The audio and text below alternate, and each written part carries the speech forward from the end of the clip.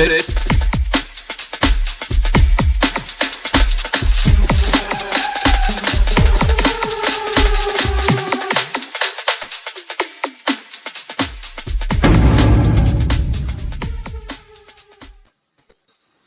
Hi guys, Natalie here. Big show today. It's our 1 year anniversary.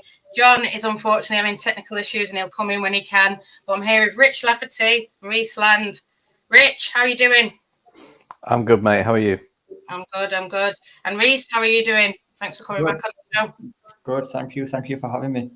No worries. It's going to be a good show tonight. I feel like we're having a little conversation back behind the scenes and everyone's ready to talk about a lot of things. Hi John Hume, we're here now. Birthday cake, high vibes. Hi Karen, thank you for the love. Guys, WSL, how do you think it's gone? We've seen one shot result. I'd say Spurs beating City. I'd say even Arsenal beating Chelsea was a shot result. But what have you both thought of the start of the WSL season? Rich, go for it. Yeah, pretty. It's been a strange start because of so many factors. Obviously, the Olympics and kind of the top clubs sort of not having that prep. Obviously, Man City's been kind of well documented. I think Chelsea probably didn't have the best preparation either. Arsenal obviously had a few Champions League games to kind of bed their way in, against lesser opposition.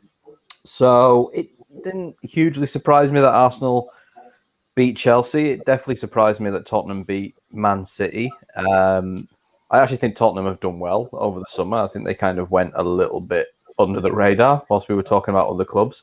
Nothing spectacular, but for where they were last season, I thought they did quite well. They looked solid. The Birmingham game was a little bit hard to judge because Birmingham didn't pressure them too much in terms of attack. Man City, they did look a little bit toothless, maybe not their usual selves. Obviously, the team has changed a little bit, whether it's through signings or injuries that they've got at the minute. Obviously there was the whole thing with the Tottenham winning goal, but it is what it is. It happens. It's been happening in the WSL. Decisions like that, unfortunately, since it started 10 years ago, it's just getting a bit more attention now. But yeah, it's been good. I think there's been some really good performances. Brighton have done unbelievably well. Man United have obviously started very well, which is good for Mark. It was, I think, 2 games that they were expected to win, but when you're a new manager, you always want to get those wins early, especially obviously with the game that's coming up. So, I think probably apart from Man City, it's kind of gone as expected, but there's been some good games. There's been a lot of really good goals as well. It's been a decent start. Definitely. Reece, what do you think? What's your thoughts? There's some things that I definitely want to touch back on to Rich, but what's your thoughts just listening to Rich there? Yeah, I think Rich is pretty much spot on. I think from what I know, a lot of clubs have had disrupted pre-seasons due to COVID as well. I know a lot of the players during pre-season have had to isolate, which has not made pre-season easy for a lot of clubs. Just touching there on what Rich said, I think what's nice to see is how strong Brighton, Spurs, and even Carlo Ward at Aston Villa have started. It's nice to see a few teams picking up unexpected results, such as Spurs at the weekend against Man City. No, definitely. I mean, that's something that I suppose we can touch on. And I just want to say to Connor, John's having technical issues, but he'll be in soon. Don't worry. And thanks for joining as well. A lot of teams were talked about. You talk about Spurs, Villa. I think those were the teams that sort of went under the radar, Reece, like you were just sort of saying.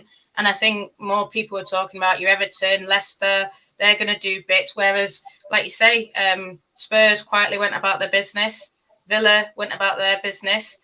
And, I think a lot of attention was, the spotlight was on your Everton, your Leicester. I mean, I think it's right. Yeah, great for them. But they've probably not lived up to the expectations that people had them under. I know that a lot of people were saying, they didn't expect City to win as big as they did, but they did. I think a lot of Man United fans were a bit not happy, but, they sort of said, why is Everton getting all this attention, What's your thoughts? Go on, Reece. What's your thoughts on maybe teams like Everton getting the attention, and then, like you say, the teams that you said, Spurs, Villa, didn't really get talked about much? I think the attention that Everton's got over the summer's probably played a negative. I think it may have put too much pressure on some of the players. I was just saying off air there, I think unless you're a diehard women's football fan, I think some of the signings that Everton have brought in, a lot of people don't know much about them. You know, they've not really played in the Super League. They've not really played in consistently against hard teams week in, week out. A lot have come from countries where there's maybe only 3 or 4 teams within the league. And maybe they're finding it hard to adapt to the Super League. But I think the main thing is everyone's talking about women's football at the minute, whether it's Everton in a slow start or whether it's Brighton winning 2 out of 2. And the fact that people are talking about it's obviously a positive for the sport in general.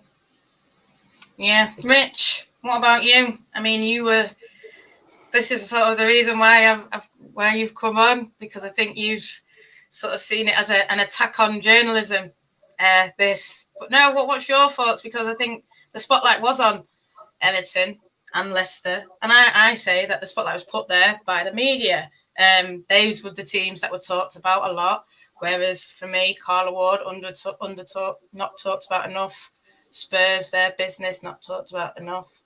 What's your view on that? I think the thing I always say is there's a lot of context around each and every club, which I think is very important. Something you can't really do after 2 games because, you know, as we were saying off air, probably a lot of people would have expected Everton to lose the 2 games that they have. Obviously, whereas with Man City, it's a bit more of a surprise. I think from the media point of view, obviously Everton were talked about a lot, but again, it's kind of in context because as Reece says, unless you're a diehard women's football fan. Oh, I think he's frozen. Yeah, he's frozen. I'll bring you in. There's someone in the background waiting, and he's here. Yeah, Ed, does Richard like it? Because I've been freezing for the last 15 minutes on the biggest show of the year. I freeze like 2 minutes before I was. Yeah. What have I missed? Rich, I'm going to take Rich out, and he can add himself back in. But no, I suppose, John, Rich was going to say it, and I've sort of said it. Everton, I feel, were overcooked. I'm going to use that word, and I feel like, I don't know if it's because we had our issues in the summer, so it's just looking for that one person to slip in there and look at Everton. They're spending a lot of money. What did you feel when, you know, obviously people were downplaying Man United and saying Everton are going to come in and be the stars of the show? How did it make you feel? Everton looked better because we was quite bad at the time. We wasn't making any signings. We was losing good players. And then all of a sudden Everton was bringing in some good quality players. I think a lot of people kind of forgot who we already had at the club. So, yes, I know that we lost a few and the players who we were bringing in weren't necessarily names, like glamour names like it was last year. So I think that kind of made Everton look a little bit better. Now, obviously, they got off to a bad start. I've been badgering them quite a bit on Twitter. And I think rightfully so as well. I think a lot of people were saying that, you know, they're going to finish in the top 3, top 4. But you can't go losing 4-0, and want to have that kind of aspiration. So, yeah, it's still a long season. I'm sure they've got to come good at some point, but not as high as hopefully what people think. Yeah, and he's back again, halfway through freezing. But, yeah, I'm guessing you just heard what John said, Rich, about the 4-0. And I think people have spoken. They didn't expect 4-0. I think people expected a lot closer games, maybe, you know, maybe losing, but still by the 1 or 1 goal or 2 goals in it. I think last season they lost, you know, games 4-0. We beat them 4-0. And, you know, it's not great, is it, for them if they have these aspirations of Champions League? No, it's not. But, I mean, Chelsea, anybody could lose 4-0 to Chelsea. I was a little bit surprised in the Man City game. And I said it at the time, I didn't think they set up right against Man City. And by the time he changed it for the second half, it was too late. They were okay. Second half, they had a few more chances. It's always a bit difficult to judge because the other team kind of, you know, takes their foot off the gas a little bit. But as I was saying before, I think with Everton, they've signed good players, but it's in that context of they're good signings for Everton. You know, I think 3 years ago, they were bottom of the league. You know, they'd been beaten by Yeovil Town. Andy Spence got sacked, and that's obviously when Willie came in. If you'd have said then, in 3 years' time, they'd have established top international players, whether it was from Sweden, whether it's from Italy, players like Tony Duggan coming back. Obviously, they signed Govan last year as well. You'd have probably said, wow. And I think that's why people view the transfer window as a good window, because for a team like Everton, it is. But as me and you were talking that last week, it's very hard. Emma Hayes said it last week. She was quite, she offered that kind of context in saying that she's been doing that for 10 years to get to where they are. Obviously, Everton have been doing it, in terms of the real investment they're putting in now, just over 12 months. And they're playing catch up because Chelsea have been doing it for 10 years. Arsenal have been doing it for decades. And Man City have been doing it for 7 years. So you are, and it's the same with United. United only coming in a few years ago. You are playing catch up. So you can have a good transfer window for your level. And Everton have had a good transfer window, and I'm sure they'll be absolutely fine. But it's how do you get above? Because they can't go out. Now, they don't have the reputation.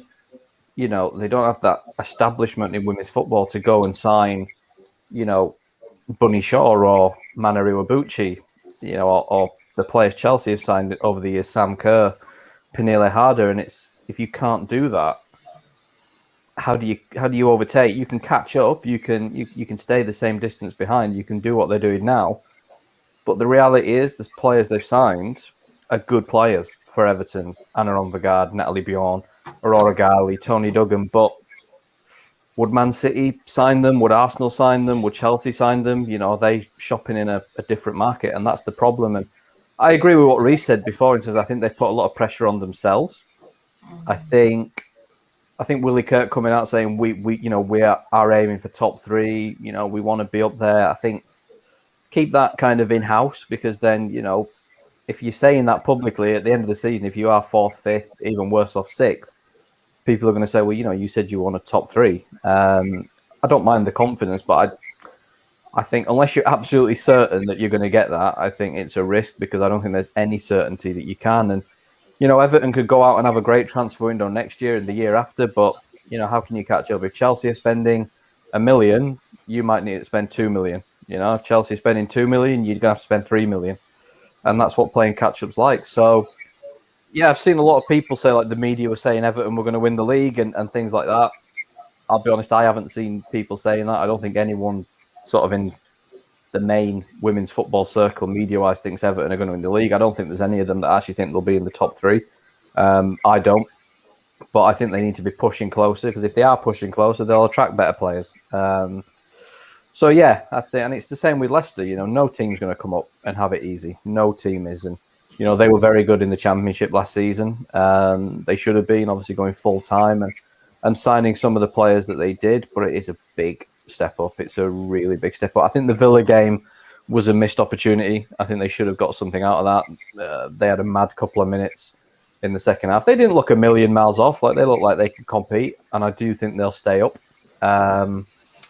But yeah, I think it's every team, you have to take it in context. It's the same with Man City the last few weeks, the injuries they've had, the pre-season situation. You don't just become a bad team. The second half of last season, they were arguably the best team in the league in terms of where they were before Christmas. People were saying they're not even going to get Champions League, and they took the league right down to the final day. So, that doesn't just change. They're obviously having some issues at the minute.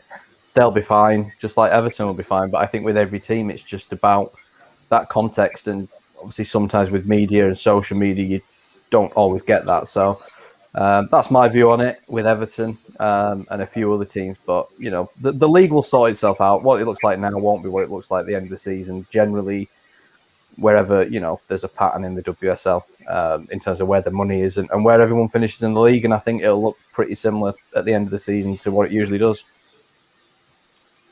Obviously, I've come in halfway through, so apologies if I'm repeating what's already been spoken about. But I'm a big believer myself that the league doesn't lie, and after 2 or 3 games, it's pointless. It's it's a long season. But you talked a little bit, like Rich, you spoke a little bit about like the hype of the teams, and you spoke about Leicester. We expected Leicester to do well. We expected Coventry to do well. Where does this expectation, do you think, comes from? Do you think it comes from social media, like fans talking and bigging up their own team, or is it just like maybe one journalist putting out a great article, promoting it aside, and then all of a sudden everyone jumps on it and expects too much of them? Or do you think it's something completely different? I think it's a mixture of all three. I think, don't get me wrong, there will be a journalist or 2 journalists or 3 that might write a piece about a team or a transfer or something, and then, people latch onto that a bit. I think social media is the biggest one, because anybody can have an opinion, anybody can have a say, and you kind of hear these names, Anna Omvegard and what she's achieved in Sweden, and Aurora Gali in Italy, and Tony Duggan's obviously a big name, and people get excited, and I think that kind of it just builds and builds and builds into sort of a crescendo, and you kind of look at that within its own little bubble as what Everton have done, and like I just said there, you kind of almost have to compare it though to what everyone else is doing as well. So I think it just builds up, because I think Everton, last season people were talking about them with what they did last year. Then they got to the FA Cup final and it built a little bit more and a little bit more. And then, they've gone out this season and it builds a little bit more again. And I think it's just, I don't think it's any one thing. I think it's just a number of things that build up. Yeah, there'll be some articles in the media, a lot of fans, whether it's fans of their own club, fans of other clubs talking about them, what they're doing. And I think that's part of the women's game now. And it's what you guys have wanted, and it's what newer fans to the sport have brought, that there is this now so much more sort of dialogue on social media, both positive and negative, than there was, when I started 6-7 years ago. You were kind of fortunate if anybody was talking about it on social media at that point. So, yeah, I don't think it's any one thing. I don't think there's ever just one factor. I think there's a lot of things that contribute to it. I know Reece wants to say something, so I'll let Reece jump in. No, I think what you just said there in terms of the media hype off the back of the signings for Everton. We've now got a platform such as Sky Sports and Sky Sports News, so every single signing now is going to be sensationalised. If any manager, if any player comes out and gives a quote, for example, saying we're gonna push for the Champions League, it's going to be sensationalised. And this is something that we were furious in telling every single one of our clients at the start of this season. Just be careful of what you say, because it's going to be sensationalised and it's going to be picked up. Is that a good thing though, Reece? Would you say that is a good thing? Because part of me does see it as a good thing, so long as it's balanced across the board. It could be a good thing because then it gets new fans. Then it gets new fans on side as well, maybe. Yeah, absolutely. It's a good thing if it comes off and if you back up what you're saying. It's a bad thing when you look at the hype of Leicester and Everton and Coventry, obviously, that I've spoken quite passionately about. It's obviously a bad thing if it doesn't work out. But just going back to what I said at the start, no one knows really how good these players are that Everton are signing, because they've never played in such an intense and competitive league like the WSL. I just want to touch on a few things. Definitely what Reece's saying. I think it's a good thing, because we want, like what Rich says, we want people talking about women's football. We want it out there. It's on Sky now. With it going on Sky, like you said, Reece, what are we expecting? Of course, everything's going to be sensationalised. That's what Sky are about. Big yellow banners, breaking news. I remember as a kid watching Sky, breaking news, the yellow ties, yellow dresses. It got me so excited. It's why I wanted to watch, sit up for 24 hours watching their news channel to find out what the breaking news was. I don't think they've got that level anymore, because I think, like you said, social media, Twitter, Fabio Romanzio's taking over. Here we go. All that's where all the hype is now.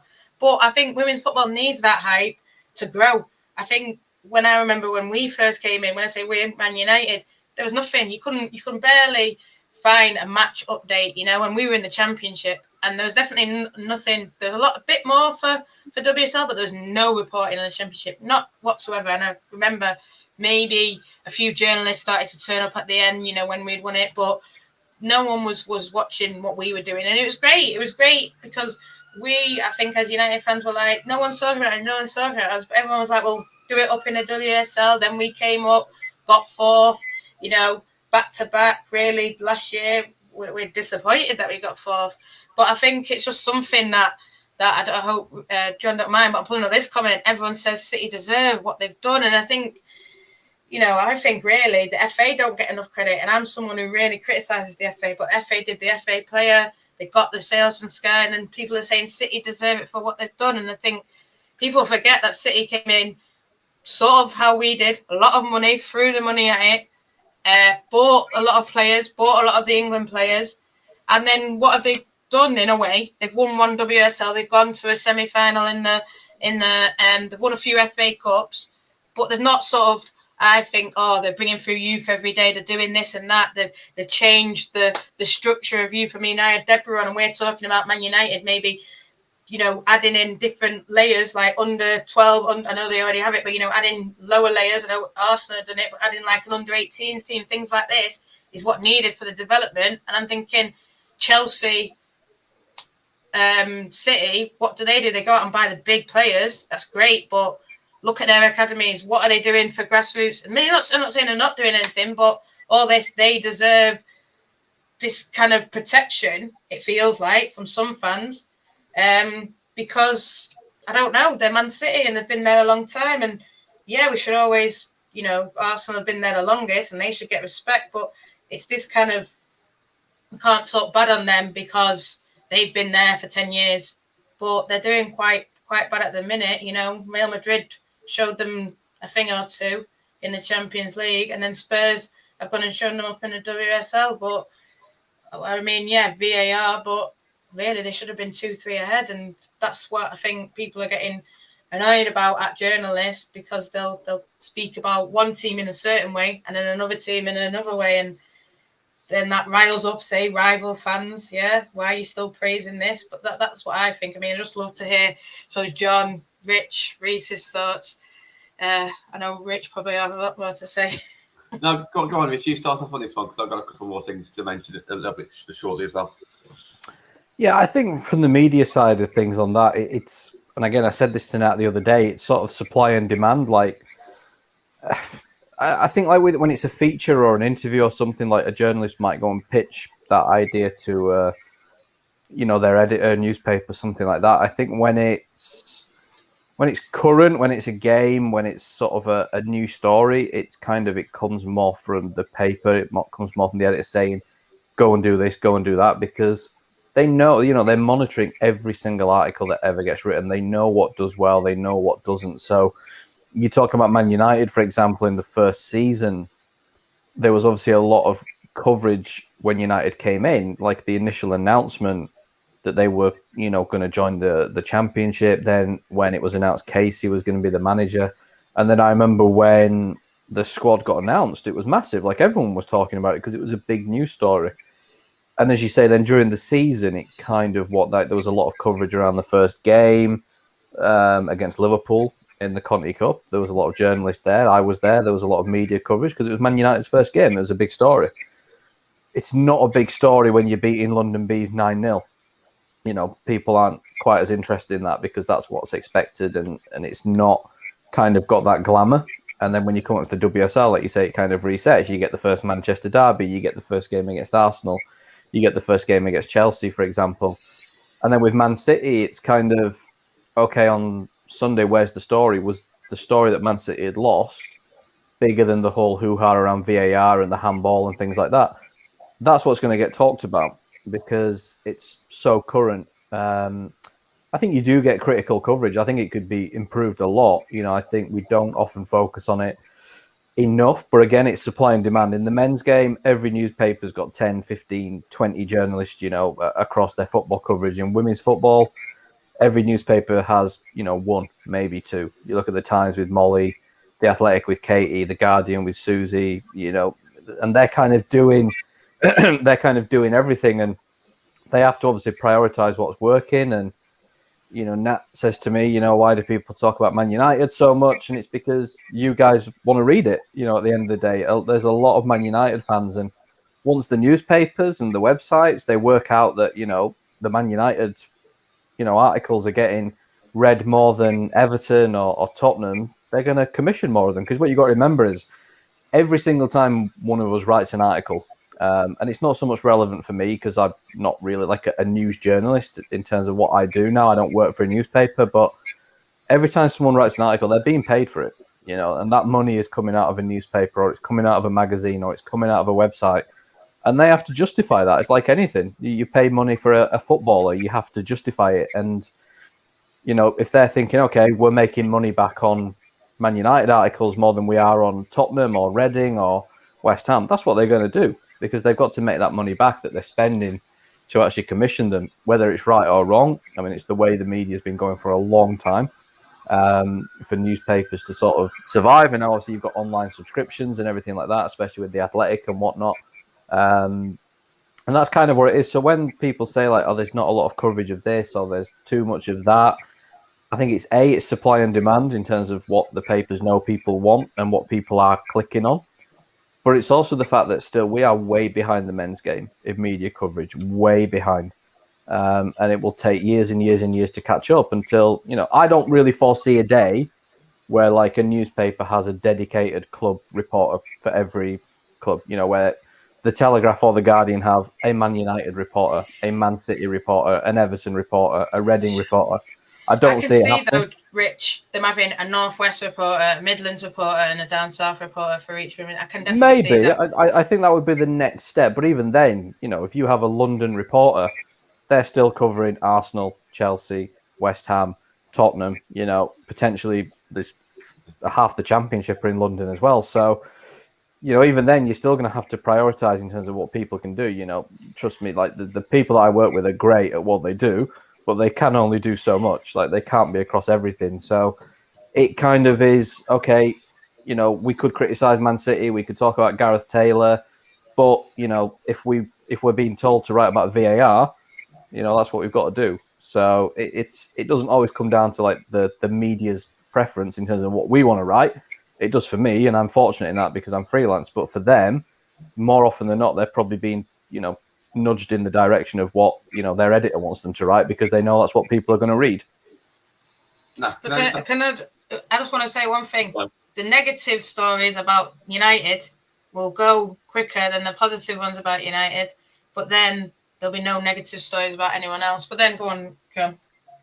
Yeah, just on this, I want Rich and Reece's view on this. So something that you just mentioned, Rich, about if a United story comes out, there'll be clicks. And obviously it's our fault because we're obviously the ones clicking on them.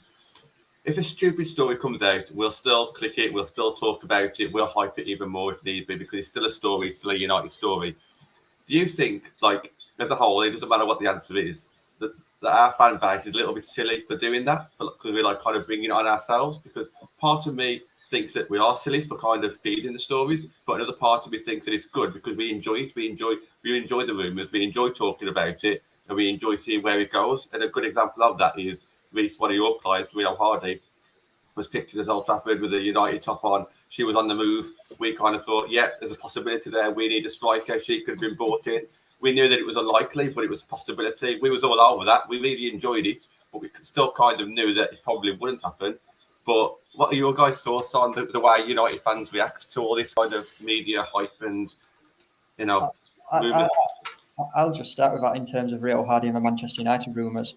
I don't think me and Rio have picked up so many followers in the space of 1 month during all of that. So that's obviously a positive. But just going back to the original question there about the media hype around Everton, nothing ever came from us. Nothing ever came from Rio about going to Man United. That was started by a couple of Man United fans, and then it sort of fed to another one, to another one, to another one. When the amount of abuse that I got the day that Rio got announced for Coventry was just an interesting day. But I don't know. I think it's an interesting one how the media buzz around Manchester United is different to any other club. Yeah, I mean, I think some of it does come from fans, but in a way, I don't mind that. Like, fans can have their own little bubble in terms of what they say, but then when they start getting angry at the media for not doing the same, it's like, I'll use the classic example from last year of Pernille Harder. And, Man United fans were talking about Pernille Harder every single day in terms of going to Man United. Nobody in the media ever said it because everybody in the media knew it wasn't going to happen. But United fans were actually getting angry. They were like, why are you not covering them? Why are you not saying about Pernille? Because we all knew and had known probably for a long time, realistically, for several reasons, that she was going to go to Chelsea. But it became like such a thing because it gained so much traction on social media. And obviously you guys had your hashtags and all sorts going on for it. And it was like people were getting angry with us because we weren't saying the same thing. But our job is to report the truth. I know some people laugh at that, but that is actually our job. And that wasn't the truth. We knew she was going to go to Chelsea. So, the Rio Hardy thing was funny because I watched Reece on the podcast talking about that, and I did laugh when he said that she'd be playing in red. Messi I messaged Nat afterwards and I said, he has just milked you so much on that podcast because I knew she was going to Coventry. But Man United fans were like, no, like, I've heard she's going to go Man United. And I was like, no, she's not. And like people get angry at you. And this is something I was talking to Nat about the other day. Like, and I like this. I like that fans are so passionate. Like, and in women's football, some fans are as passionate about individual players as they are clubs. Some fans do follow players. But, like, they can't bear it when you sort of give them not even a home truth, it's just the truth, and say, no, look, so-and-so's not going there, so-and-so's not going to this club, or, so-and-so's not doing this, because they have this idea of what they want. And then when we kind of come in with our sort of boring realism, so to speak, it's kind of, they don't like that, even though, that's what we do and that's our job. This is where I want to come in then. We all know that Man United sell the most and whatever, and clicks. I think we've heard from a different journalist we had on, and they do an online website, and they said they put out any story about Man United. It could be Man United player drinking a cup of tea. That story will do the best for the day, and it could be, I don't know, something amazing that Chelsea have done. It doesn't matter. It's Man United, and even when I've been looking at Sky, Man United still does the best. But then I'm still seeing. And I'll answer that quickly from Ugly Bear. I think we're going to see her start soon. She looked awesome on the right, but I prefer her down the middle. I prefer her as a 9. I know we've got Martha Thomas, but I prefer Russo as a number 9. I think definitely either Martha Thomas or Russo will start versus Chelsea. I think that's nailed on for me. But just going back to this topic. But then when Man United fans say, what we're doing in the transfer window? Oh, I don't know. That's what you get from journalists. Oh, I've not heard yet of Man United. Oh, I've not heard. And I think then that's why me and John, we've sort of created, with this, with help of others, with journalists, you come on and talk. I know Emma's come on and talk. We had Reece on talking about Rio, but I think we knew that, yeah, she was going to Cov. But we hype it in the way that we've hyped Esther. She went to Real Madrid. We've hyped Eva. We still don't know about that. I think we're sort of creating our own media because we want to then talk about players that we want to see coming in. And, but then you still don't see any journalists talk about, some of them do, and we're starting to see a bit more, but you don't see enough, I think, yet. Like, this is who these players are going to sign for. It's just the big players then. It's just like, oh, Tony Duggan, where's she going? That's what all the hype, that's what all the attention's on, because I think Tony's a big player. I think we did see it a bit with Tobin and Kristen, when they started, like, where are they going to go? But, see it, considering that Man United are talked about the most, then when we want a story, we don't really get it quick enough, I think, John.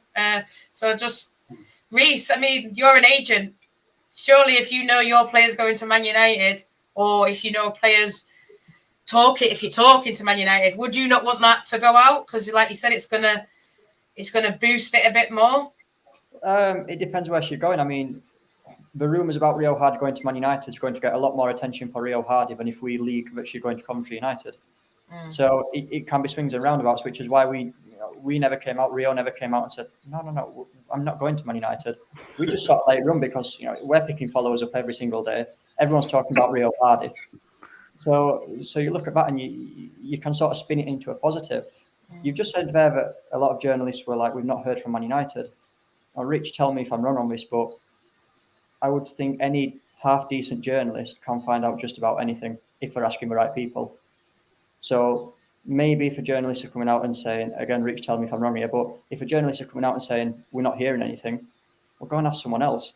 I think if this was one of my staff members saying, Reece, I don't know the answer, that's what I'd be saying. I'd say, well, go and find it from someone. So I think maybe think outside the box a little bit, but yeah. What frustrates me a lot on journalism is we get inundated every single day by independent journalists wanting to interview specific clients of ours.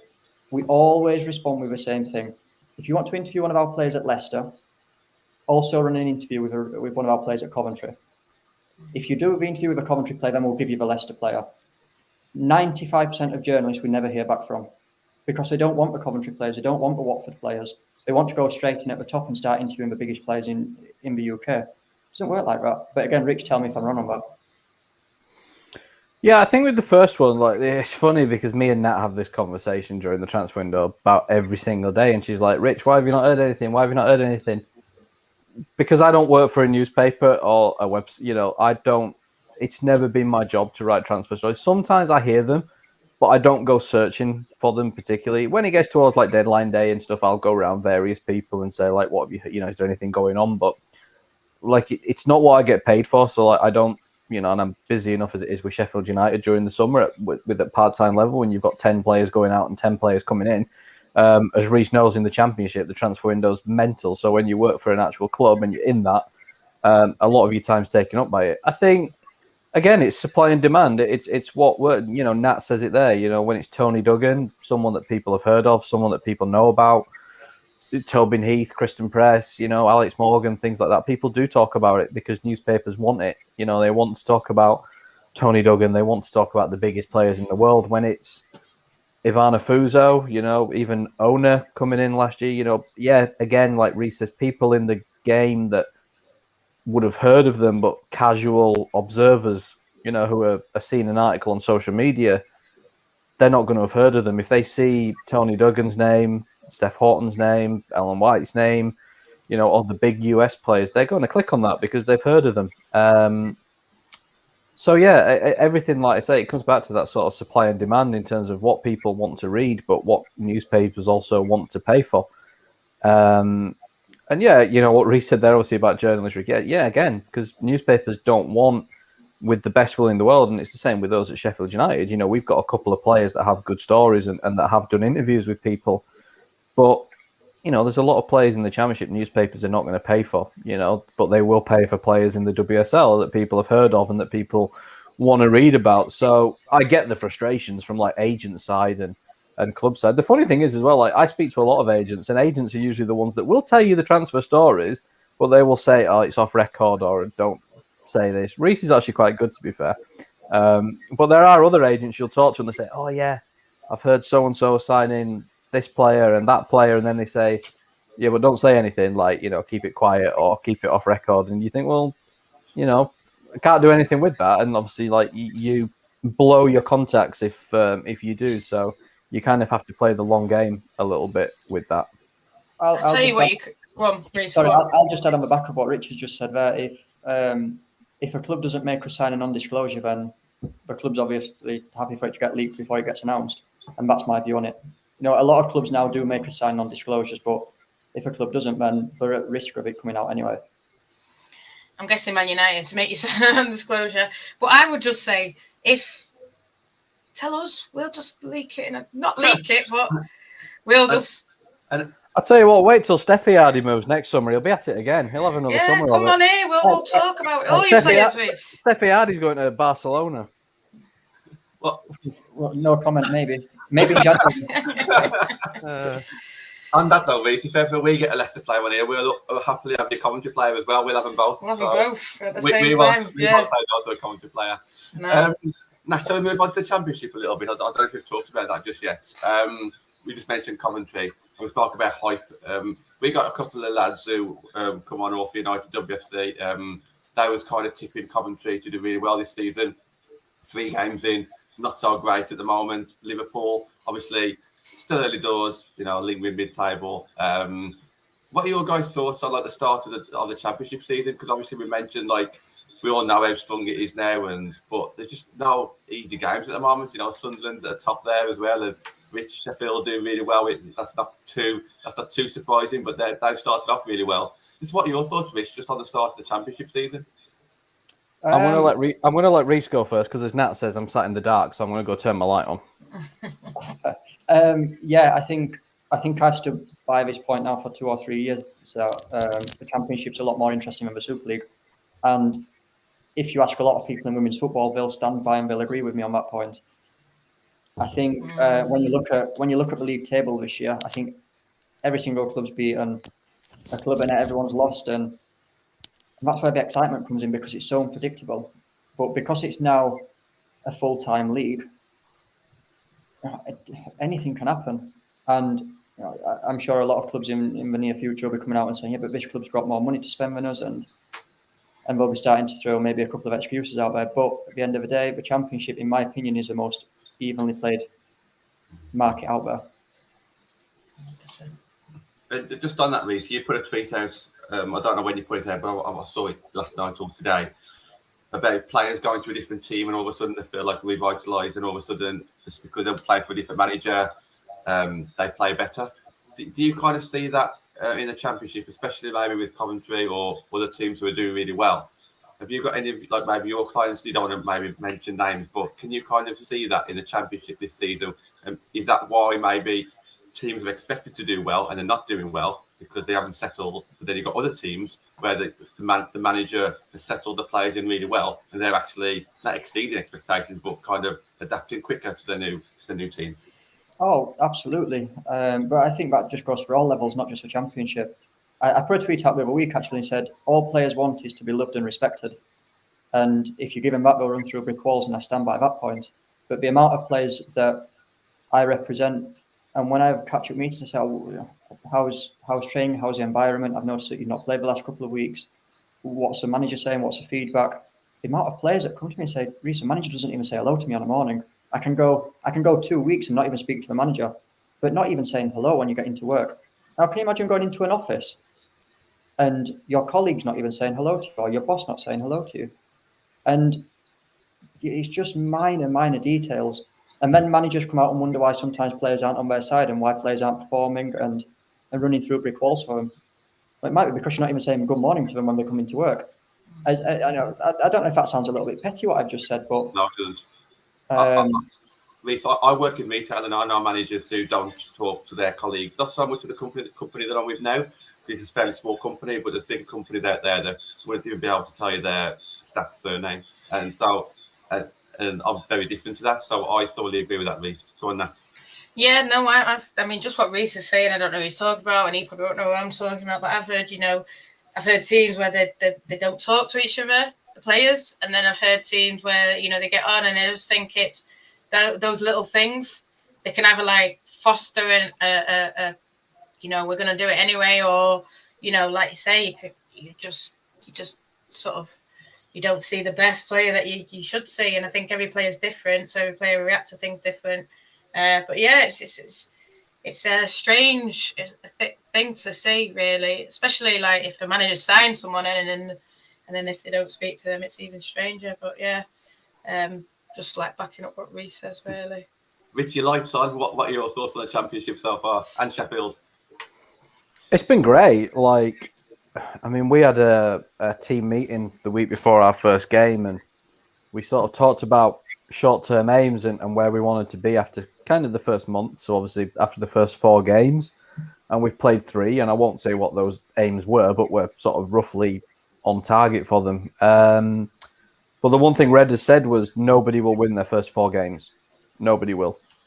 And I think we've played 3 games now and nobody's won their first 3. And I think even Charlton and Lewis, who have only played 2, they've both lost a game as well. I think every single team, apart from Sunderland, has lost at least 1 match. And, because then you've got full-time teams. It's been like a round robin of results. Someone's beat someone, they've then beat someone else the week after. And the results have been, I knew it was going to be a mad league. I said that a few weeks ago on the preview show. It's been even a little bit madder than I thought it was going to be. When you look at the top 3 now, 3 part-time teams at the top of the league. I'm sure, again, like the WSL, it will balance itself out, and the teams that you would expect to be at the top will end up there, and the teams that you would more expect to be down the bottom will end up down the bottom. But, from Chef's point of view, yeah, it's been good. Yeah, we were disappointed after the first game. We didn't play that badly. Like, we kind of clicked into gear quite well in the first half and then just didn't come out second half, and that cost us. But, again, for us to go and beat Durham like we did, we were 3-0 up. We were pretty convincing. Cov, it could have been 6, 7, 8, to be honest with you. Reece was at the game and, he'll know as well as I do that it was very one-sided. I was surprised, I'll be honest. Like I said to him before the game, I was expecting a tough match, even though they'd lost their first 2 games, because A, they are full-time, they train every day, and B, I know a lot of their players. I know Wilco, and I know Nat, and I know Nom, and even, Liv Ferguson and Molly Green, players that I've worked with and watched closely over the last 3 years. and I'll be on. Like, I'm sure they'll gel in time because they are good players. But I was very surprised how easy it was. Yeah, and I saw a few people, fans on social media, saying they were going to win the league before the season started, and it's never that easy to gel a new team together. We found that difficult in our first season when you've basically got a brand new squad.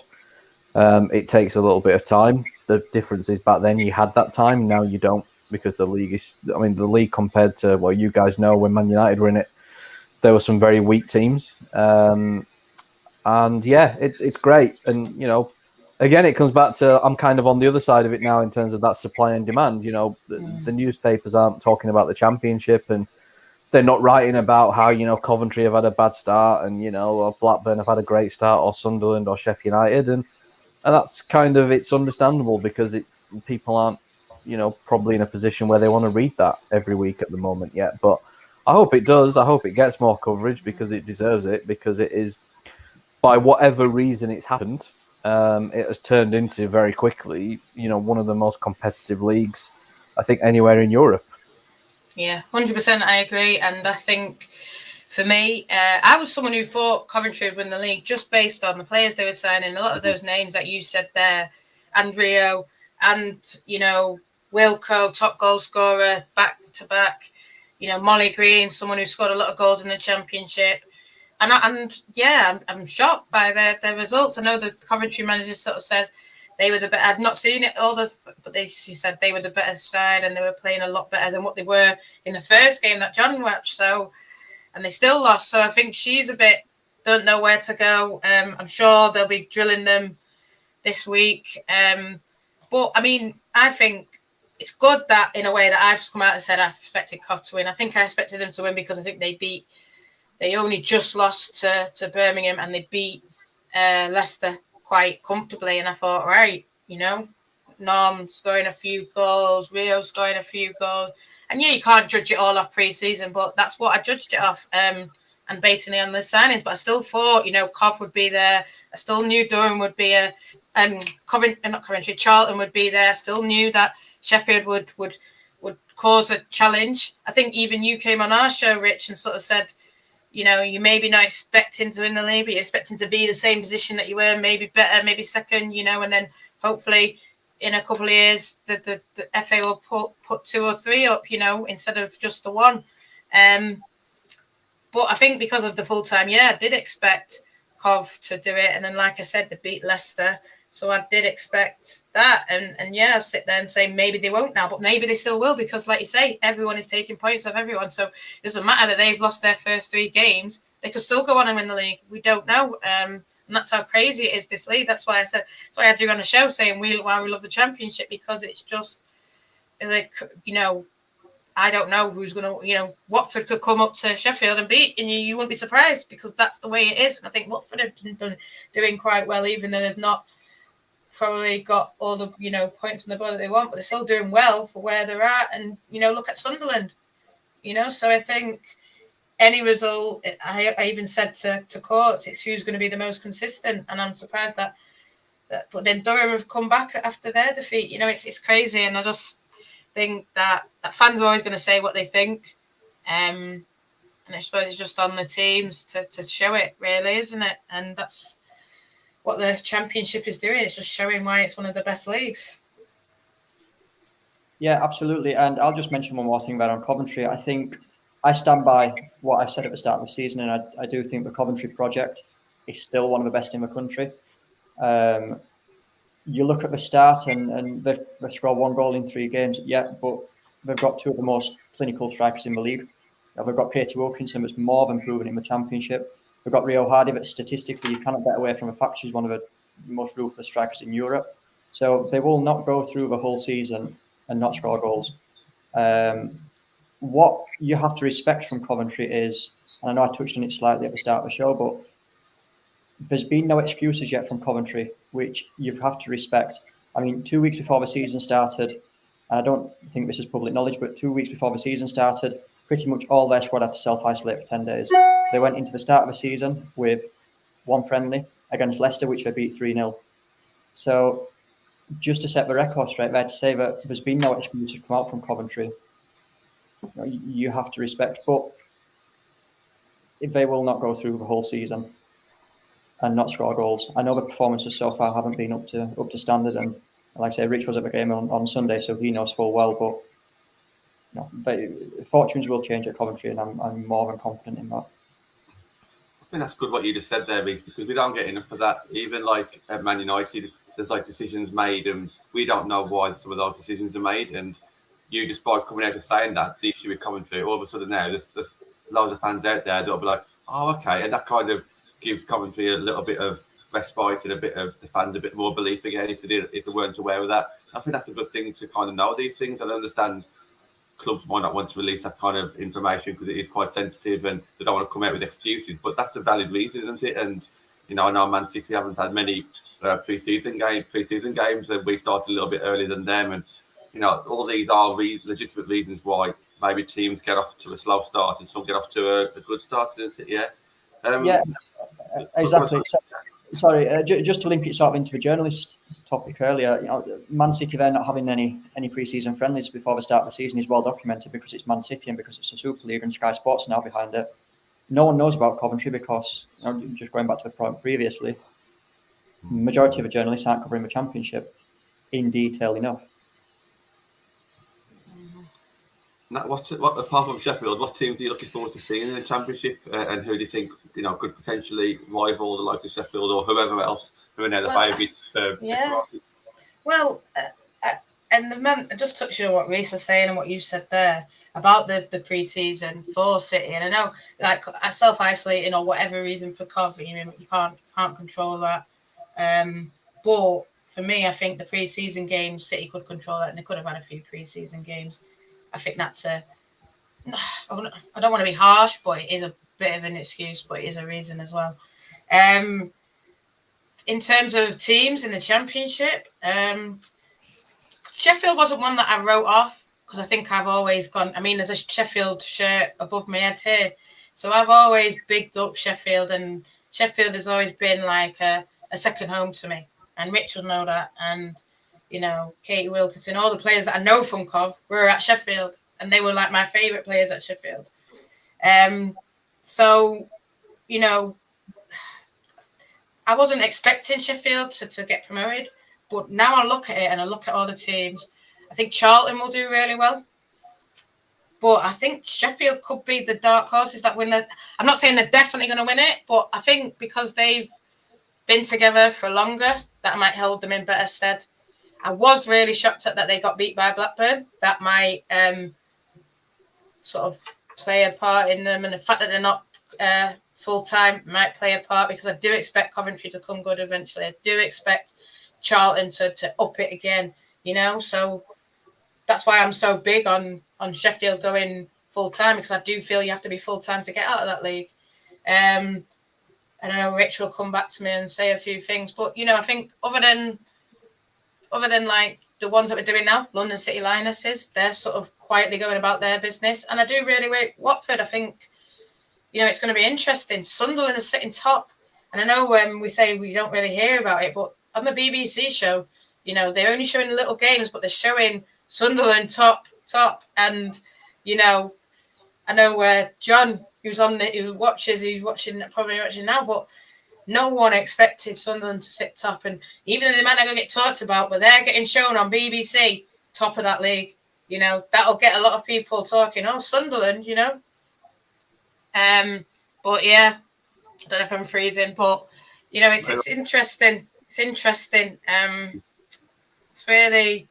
I don't even want to say who's going to win it, who's going to go down, because I don't know. Because I think if once you say what's going to happen in that league, the total opposite will happen. Do you want to come on to that one, Rich, Sheffield? Yeah, the reason I said it would be hard is because we are still part-time at the end of the day, but I don't think that has I've been in it long enough now. I don't think it has as big an impact as what people think. Like, we still get through generally what we need to get through. We get through and to be honest, we've nailed that down so much now, in terms of what Redder's style of play is, the way we play, what the starting 11 is roughly if everybody's fit. that, we can now use the time that we do have to work on the other things. And, we get everything in. We do our set pieces, we do our gym work, we do our rest and recovery, our S&C. I don't think we miss out on anything that other teams are doing. It's just we have a little bit less time to do on each of it. But I'm of the belief that, I would rather have a very good part-time team than a good or an average full-time team. I think that makes the difference. If you've got good players, whether you're training 4 or 5 hours a week or 4 or 5 hours a day, when you go out on a Sunday afternoon, if you've got better players, better manager, better tactics, whatever, you've still got every chance of winning. And, the season, obviously, with Villa, I don't believe the reason we didn't go up was because we were part-time. The 2 games were just incredibly close, and in one of them we were 2-0 up at one point. And on Sunday again, if you watched that game and said, who's the full-time team, you'd have put your life on Sheffield United if you didn't know, in terms of the performance level. So, Reece is right, Cov will come good. They've got too many good players that they won't eventually. But, yeah, I'm probably Sunderland are the same. Blackburn are the same. People write them off because they're part-time. And it almost gives you that kind of siege mentality a little bit in a way, because people do expect you to fall apart. And I've had that, a few years in a row now with Sheff. And, last summer, obviously, Wardy went and, a couple of the players went and people thought we'd fall apart. And, we finished a point behind Liverpool, a full-time team coming down from the WSL. We missed a penalty against them in the last minute of the second to last week. If we score that, we'd have finished above them. And it happened again this year. Wilco went and Non went and Nat went. And obviously, Leandra Little retired. And, we had people commenting again on our tweet saying we were going to, drop down the leagues, and people didn't want to play for Sheffield United. But we've got a great team on paper. Like, honestly, I mean, to bring in Sophie Bradley as well, to bring in Jess Clark. I mean, Jess has been unbelievable the 2 games she's played, and she's barely kicked a ball in 12 months. And, she's only still really doing kind of light training as she's being managed, and she's been fantastic the 2 games that she's played. And you've got, obviously, Lucy Watson, you've got Courts, you've got Bex Rayner. I mentioned Reema, obviously, as a Reece Land client. But, Reema's been great for us over the last 12, 18 months. And like I say, Cash in midfield, Maddie, Brad is at the back, Fran in goal. It's a great team to have. And, if we were full-time, maybe we'd have that little bit of extra edge. But I look at some of the full-time teams, and I don't necessarily think their squads are actually better than what we have. And I think when you go out on a Sunday, look, don't get me wrong, we'll lose some games. We'll play Charlton and London City and Bristol and Liverpool and whatever. And sometimes we'll get beat because they'll be better on the day. But sometimes, like we did on Sunday and like we did last week against Durham, we'll win because we've got good players. And it's just about who goes out on the Sunday and does what. I don't think there's a massive difference in terms of whether you're part-time, full-time, in terms of what we do and how good our players are. So, yeah, it's great, and yeah, I've got nothing against the girls that went to Cov, the same as the girls that went to Leicester, because it's a great opportunity for them. They're full-time professionals. I know it's what they wanted. I saw them, coming up from work, at 6 o'clock on an evening, and they'd worked all day and they trained all night, and they do that 3 days a week, and it's tough. So I and I spoke to all of them on Sunday before the game and after the game, but it's a nice feeling when you win those games because it kind of justifies what you're doing as well. And it justifies that we've got good players and that, we weren't going to fall apart and we haven't fallen apart. And, actually, yeah, we were really disappointed the way the season started. And then you look at the next 2 games and you think, oh my God, like you could be on 0 points after 3 games when you've got Durham and Cov to play. But, we've bounced back and that's what good teams do, and we've got a good team. So, no, I'm really happy, and I think it's going to be a great season for the whole league. And yeah, fingers crossed we're up there. But like I said, I don't think you go into the season expecting to go up when there are now 5, 6, 7 full-time teams. You expect it to be one of them. But, if we can be where roughly we were last season, then, I think we've done well for the circumstances. I'll just add one more thing on what Richard's just said. There's 12 teams in the Championship, and I think all 12 teams have gone through a huge transition this season. Every club has got rid of a lot of players. A lot of clubs that have gone full-time have got rid of players that they didn't want to take full-time with them. A lot of players have come in, and when it's been a disruptive pre-season, then it is going to take time for clubs to gel. But I think the transition in a lot of clubs, again, has worked against them. And it's something that I speak quite passionately about. These huge turnover of players every single summer are not good for anyone. Well, I'm conscious of time, but there are just a couple of other things I just want to quickly touch on before we do go. Rich, you've been very busy on Twitter today. You've been making some Conti Cup fixture lists, so I just want to talk a little bit about that. And I know Natalie will mention a couple of things about the Lionesses as well before we go. So 5 more minutes, guys, and we'll wrap it up. But yeah, Rich, just obviously with the Conti Cup, United fixtures have come out. City, obviously, in our group now as well. What are your thoughts this season on, potential? Not necessarily winners, but your thoughts on the Conti Cup, because there's a lot of clubs out there that's probably relying on the Conti Cup to get silverware. United potentially being one of those teams. What are your thoughts on this season? Yeah, look, I've always been very open in saying that I like the Conti Cup. I know some people don't. Some people think it needs scrapping altogether. Some people think, maybe it just needs tweaking. I'm probably a bit more on the side of it needs tweaking. I don't think the FA help. There are sort of constant little changes every year. Obviously, this year, Chelsea and Arsenal going straight to the quarterfinals. You could play devil's advocate on that either way in terms of, a lot of the fixtures clash with the Champions League fixtures, and it's actually physically impossible for the teams to be in 2 places at once. It's not ideal. But obviously it gives 2 teams that were already favourites for the competition, basically they only have to win 3 games to win the Conti Cup, which from my point of view at Sheffield United, I'm not too bothered because, look, we know we're not going to win it.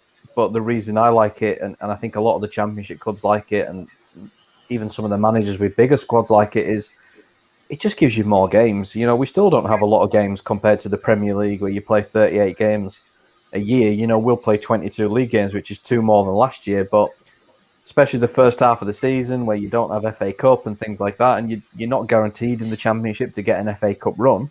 You get Man City or you get Arsenal or Chelsea in the first round, you're out. So you might have 22 games plus 1, maybe 2, if you're lucky, if you don't have the Conti Cup. So, I even said to our GM, when the draw was made, on the chance Man City would obviously maybe get into the Champions League and there'd be a 5-team Northern group and a 4-team Northern group. I said I want to be in the 5-team group because I want more games. So from that point of view, I love it. I love that we're going to have midweek games and we'll play Sunderland and we'll play Liverpool again. Obviously, we get to play Villa, which would be interesting, obviously, with Wardy there. And it's just good for the players as well because we've got a squad where, and a lot of teams in the Championship do, and certainly in the WSL, you've got good players on your bench. You've got youngsters who need game time, and it offers up that opportunity. So from that point of view, I think the Conti Cup's great, and I think it needs to be kept around. In terms of who's going to win it, I mean, there's only 3 teams that have ever won the Conti Cup. So, for United, it's an opportunity. For Everton, it's an opportunity. But the way it's formatted this year, the group winners go through, and there's only 1 runner-up. And you look at United's group, for example, where you've now got Man City, you've got you guys, you've got Everton. Yeah. Realistically, 2 of those clubs might be out. One of them definitely will be. The other might be the best runner-up. Who knows?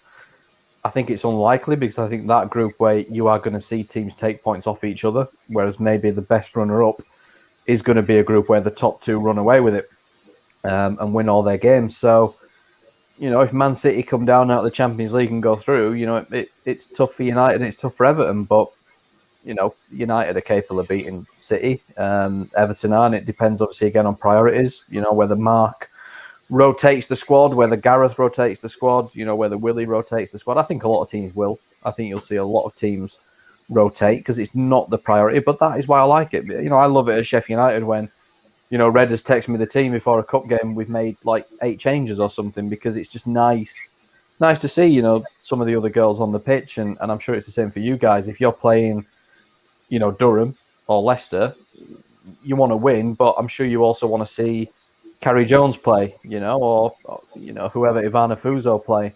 Even if it means you lose, you get to see your squad players on the pitch and your youngsters on the pitch. And I think that's why the cup works. And for other teams, it's a chance to get some form. If they've had bad starts to the season, they can go out, okay, look, we're playing a Championship team. Let's put our strongest team out. Let's get a win. So it kind of works for everyone in different ways. The whole some teams getting straight into the quarterfinals is it's not ideal. I don't know what could have been done. I don't know what was discussed to negate that now that the Champions League has a group stage. It's obviously the first time ever We've had Champions League groups and Conti Cup groups in the same year. We might have to look at that for next season in terms of how we kind of work around that. I hope the group stages stay, selfishly. Like I said, it offers more games for us. But yeah, for the teams in the Champions League, I don't know. Either they force them to play and they just play their youth teams, I don't know. But no, I think it's a good competition. I like it. I think it works on a lot of levels. And yeah, look, you ordinarily get the same winners. I mean, last season you had some nice stories. Obviously, Leicester and Bristol getting to the semi-finals. It didn't offer up, obviously, the most, competitive of finals. The year before, when it was Chelsea-Arsenal, it was probably the best Conti Cup final that they'd had. Obviously, everyone kind of knew Chelsea were going to beat Bristol, but no, I like it. And but yeah, if you said who's going to win it, yeah, you'd put your money on certainly Chelsea or Arsenal, given that they've got a pass straight into the quarterfinals. I think that's a disgrace. I know, like, if it is in United, people might say you'll be saying different, but no, I just think play your kids. They're supposed to have the best academies. They're supposed to have the best facilities. They've got the biggest squads. So what for if you can't play your kids? And I remember, this is going back into men's football, but United were told pull out of the effort, play or pull out, and they pulled out because they wanted to play in the Club World Cup. Yeah. So play or pull out. Emma Hayes there talking about VAR, and we've got the money in the women's game and it should be equal and we're treated like second-class citizens, but then she doesn't speak up when she's given a free pass into the semi-final. And like you say, 3 games and they've won it. So you won't ever say nothing then, will you? That's what I don't like. But I do get that side of it, but I also don't think... Well, I know obviously you used the Man United example in the men's 20 years ago, but I don't think a club should be punished by saying, look, you've qualified for the Champions League, your punishment is pull out of the Conti Cup.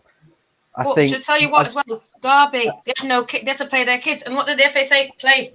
Tough shit, play. And I just think they'll make the paths smooth for Chelsea, Arsenal, City.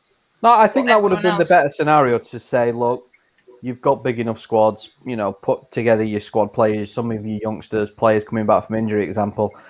And look, if you have to play on the same night, send 2 teams. I think Liverpool did it in the men's game last. I think that would have been maybe a meet in the middle situation. I don't know whether that was discussed. I don't know whether the clubs would have gone for it. I don't think it should be the club has to pull out. I don't think that's fair because you're kind of being punished for saying, well done, you've qualified for the Champions League. You're going to have to pull out of the Conti Cup. Man United were punished. Man United were punished. Yeah, but I don't think that's right. I don't think Man United... We were punished. But do you think Man United should have had to pull out of the FA Cup? No, they shouldn't have, but we could have, like you said, Liverpool, they played one game with the full team and they played the other game with the kids. And the kids I think won. That's the way to do it. I think that's the way to do it. I don't think you should have to pull out or be booted out. Some teams getting a smooth ride and then other clubs are getting stones and sticks thrown at them. Ask Reece. See what Reece thinks. Yeah, what do you think, Reece? I'm not a massive fan of a Conti Cup anyway. I think I just saw a commentary. I'm not a big fan of it being regionalised. I know because a lot of the matches are played in evenings, it has to be. I don't think you'll see a lot of squad rotation this year anyway, because I think if Man United have to go to Durham on a Tuesday evening, Durham's not going to be an easy game. And the last thing that Man United want is to go and lose 1-0 to Durham, a championship team, because Sky Sports News are now going to sensationalise it. Yeah. So personally, I don't think you'll see a lot of the kids playing this season. But yeah, I've not got a lot to comment on the Conti Cup. I'm not a massive fan of it anyway. I know a lot of my players look, but personally, I'm not a massive fan. Reece, do you think it's right that Chelsea and Arsenal are basically getting a pass into the quarterfinals and they only basically have to play 3 games and then they'll win it? Can you imagine that happening in men's football? No, not a chance. Not a chance. Not a chance. Well, we've seen what the scenario in men's football. And like I said, Emma Hayes, quick to say it. We want to be treated the same. We want to be treated the same when a goal goes in against her. But where was the same energy when she's given a free pass? Yeah, Rich, talk up now. Rich, come on. I'm not disagreeing. I don't think they should have been given a free pass. I think there could have been a better scenario where they said, look, you're going to have to use your young players or your squad players or whatever, or send 2 teams out. Would it happen in the men's game? No, probably not. But I don't think we've seen this situation, like I said, where you've got a League Cup group stage and a Champions League group stage. A lot of the game weeks do clash. So you'll have Conti Cup games going on at the same time as Champions League games. again, I'd like to know what the discussions were and whether that was discussed, whether the clubs didn't want it, or whether it was the club saying, yeah, you know what, we'll do that, and the FA said, no, I've no idea. But I think next season, if the group stage is going to stay, and obviously the Champions League group stage is very much going to stay, then either we have to say, well, look, we keep giving you a free pass. I don't think that's the way to go. Or we're going to have to come to some kind of agreement where you say, look, be prepared in 12 months' time, build your squad up a bit more, bring your young players in and just be prepared. You're going to need them. Maybe this year they didn't have enough time to do that, whether it's with COVID protocols, obviously bubbles between academies and first teams. I've no idea. Obviously, I mean, last season for definite, I know working for a club that there were separate bubbles. It was a nightmare if you wanted to bring a young player into the first team in terms of COVID testing, all that. And obviously, if you're having two different teams, you've got to drop staff down into the academy to go and, take them for a game. So I don't know whether that was, again, something they just need another 12 months to put in plan. Sometimes it's things people fans don't think about. I'm sure those conversations were had. But yeah, no, I don't think teams should be given a free pass. I don't think it's right. I think they should have somehow, and if it was genuinely impossible and it was just what they had to do for this year, then okay, it's still not ideal. I don't think it's fair, but I hope for next season, if the group stage stays, which I hope it does, like I said, the Champions League definitely will, then they need to come to a better solution and have United, City, Chelsea, Arsenal, United, whoever, if they're in the Champions League, the clubs will probably go back and say, well, look, again, we're being punished. Why should we have to put our youth teams out and risk not qualifying when we're being punished for qualifying for the Champions League? That's what the clubs will argue. Tell you what, they would have done it differently if Man United had finished top three. Different. I know in my heart, and maybe that's me talking as a fan and talking too passionately but they would have done it differently because they did it differently back the way back when. So it would have been different. I'm sorry. I don't think me or Reece will comment on that. Sorry, I don't care. Here's one that I do want you to know. Yeah. This is a good question from a nice guy. I like this guy, Chris, my mate. Will they play the kids if they've got... So potentially you're going to see Arsenal maybe playing a few different... So they're going to have to do it anyway, maybe. Reece, I see you moving. What do you think? No, I don't think they will, because the gap between development football and senior football, I don't think people realise how big this gap is. And a lot of the kids, even at Arsenal and Man United, even if you're in the under-21s, going and playing against senior players at 30-year-old is harder than what people think. A lot of players think they can do it, but when they get thrown in there, they realise how hard and how big that jump is. So personally, I don't think they will. I think you'll see a very strong squad by Arsenal, and I think they'll manage the minutes. Or I think they'll have to manage the minutes in order to progress in both competitions. Nat, you were talking to Deborah last night about a very similar thing. Yeah. I do think, like what Reece, like what Rich said, I think we will see, maybe, I know Reece doesn't think, but I think we will see Fuso and Carrie Jones, because these girls have been playing a lot, training a lot. So I do think we will see, as Man United fans, those two players playing against Durham. Whether it's right or wrong, whether we win or lose, I do think Mark's going to go out for the Conti Cup, but I do think there's players that are on your bench that you do have to play. So I do see Carrie as a kid. Maybe Ivana less so. I know she's only just 19, maybe 20. But, there does have to be a time when the girls that are on your bench a lot have to play a game. So say Lotta Ruben Moy, I know you might not see her as a kid, and a pattern. Maybe they might start versus Villa and then save Jane Beattie and whoever else, Leah, for Barca. I don't know. Yeah, I think, like as Reece said, that there's a big difference, though, between your development players and your squad players. I think for Arsenal against Aston Villa, you're talking in terms of who's on their bench, Caitlin Ford or Anna Patton or, Jordan Nobbs even coming back from injury. Those kind of players. I don't think you're going to see like the development team like we saw in pre-season against Chelsea. And it's the same, same for us. We have development players that train with the first team, but it's a big difference. When I'm talking about our squad players for the Conti Cup, I'm looking at the ones on the bench now. The goalkeeper like Nina Wilson and people like Sophie Walton and Bex Rayner coming back. Even Tara coming back. People like that. You're not just going to throw your entire development team in of 16, 17-year-olds. So, I'm sure Arsenal will rotate. I'd be a little bit surprised if the game didn't get moved to the Saturday, to be honest, like you would probably see in the men's game. And I think Barcelona play on the Sunday as well, so their game will probably get moved. But that's no different, really, to playing, Sunday, Wednesday, which we see week in, week out, if you're playing Saturday, Tuesday. So, yeah, they might rotate a little bit, but I don't think you'll suddenly see a team of kids. You'll see a team probably mixed of half their first team and then whoever's on their bench. Like you say, they might put Lydia Williams in goal instead of Zinsberger. It's hardly a downgrade. If they put Anna Patton in instead of Wubba Moy, it's not a downgrade. If they put Caitlin Ford in instead of Beth Mead, or Jordan Nobbs instead of Kim Little, that's what the top teams can do. Chelsea, I saw a little bit of their pre-season game against Arsenal, and they had Sam Kerr missing and they had Fran Kirby missing, and they still had a front four of Harder, Cuthbert, Wrighton, and Beth England. So, that's kind of, I think, what you'll probably see more in the Conti Cup. I think, like Nat says, you probably might see Fuso, you might see Jones. I don't think you'll see, Kana Solskjaer or Poppy Lawson, people like that, because they're kids. It's a big difference unless they've been exposed to it and they're training around the first team regularly. And again, that sort of comes back to the argument we were having before about, how we progress with the Conti Cup and the teams that are in the Champions League, because, it's easy to say, well, put your youth team out.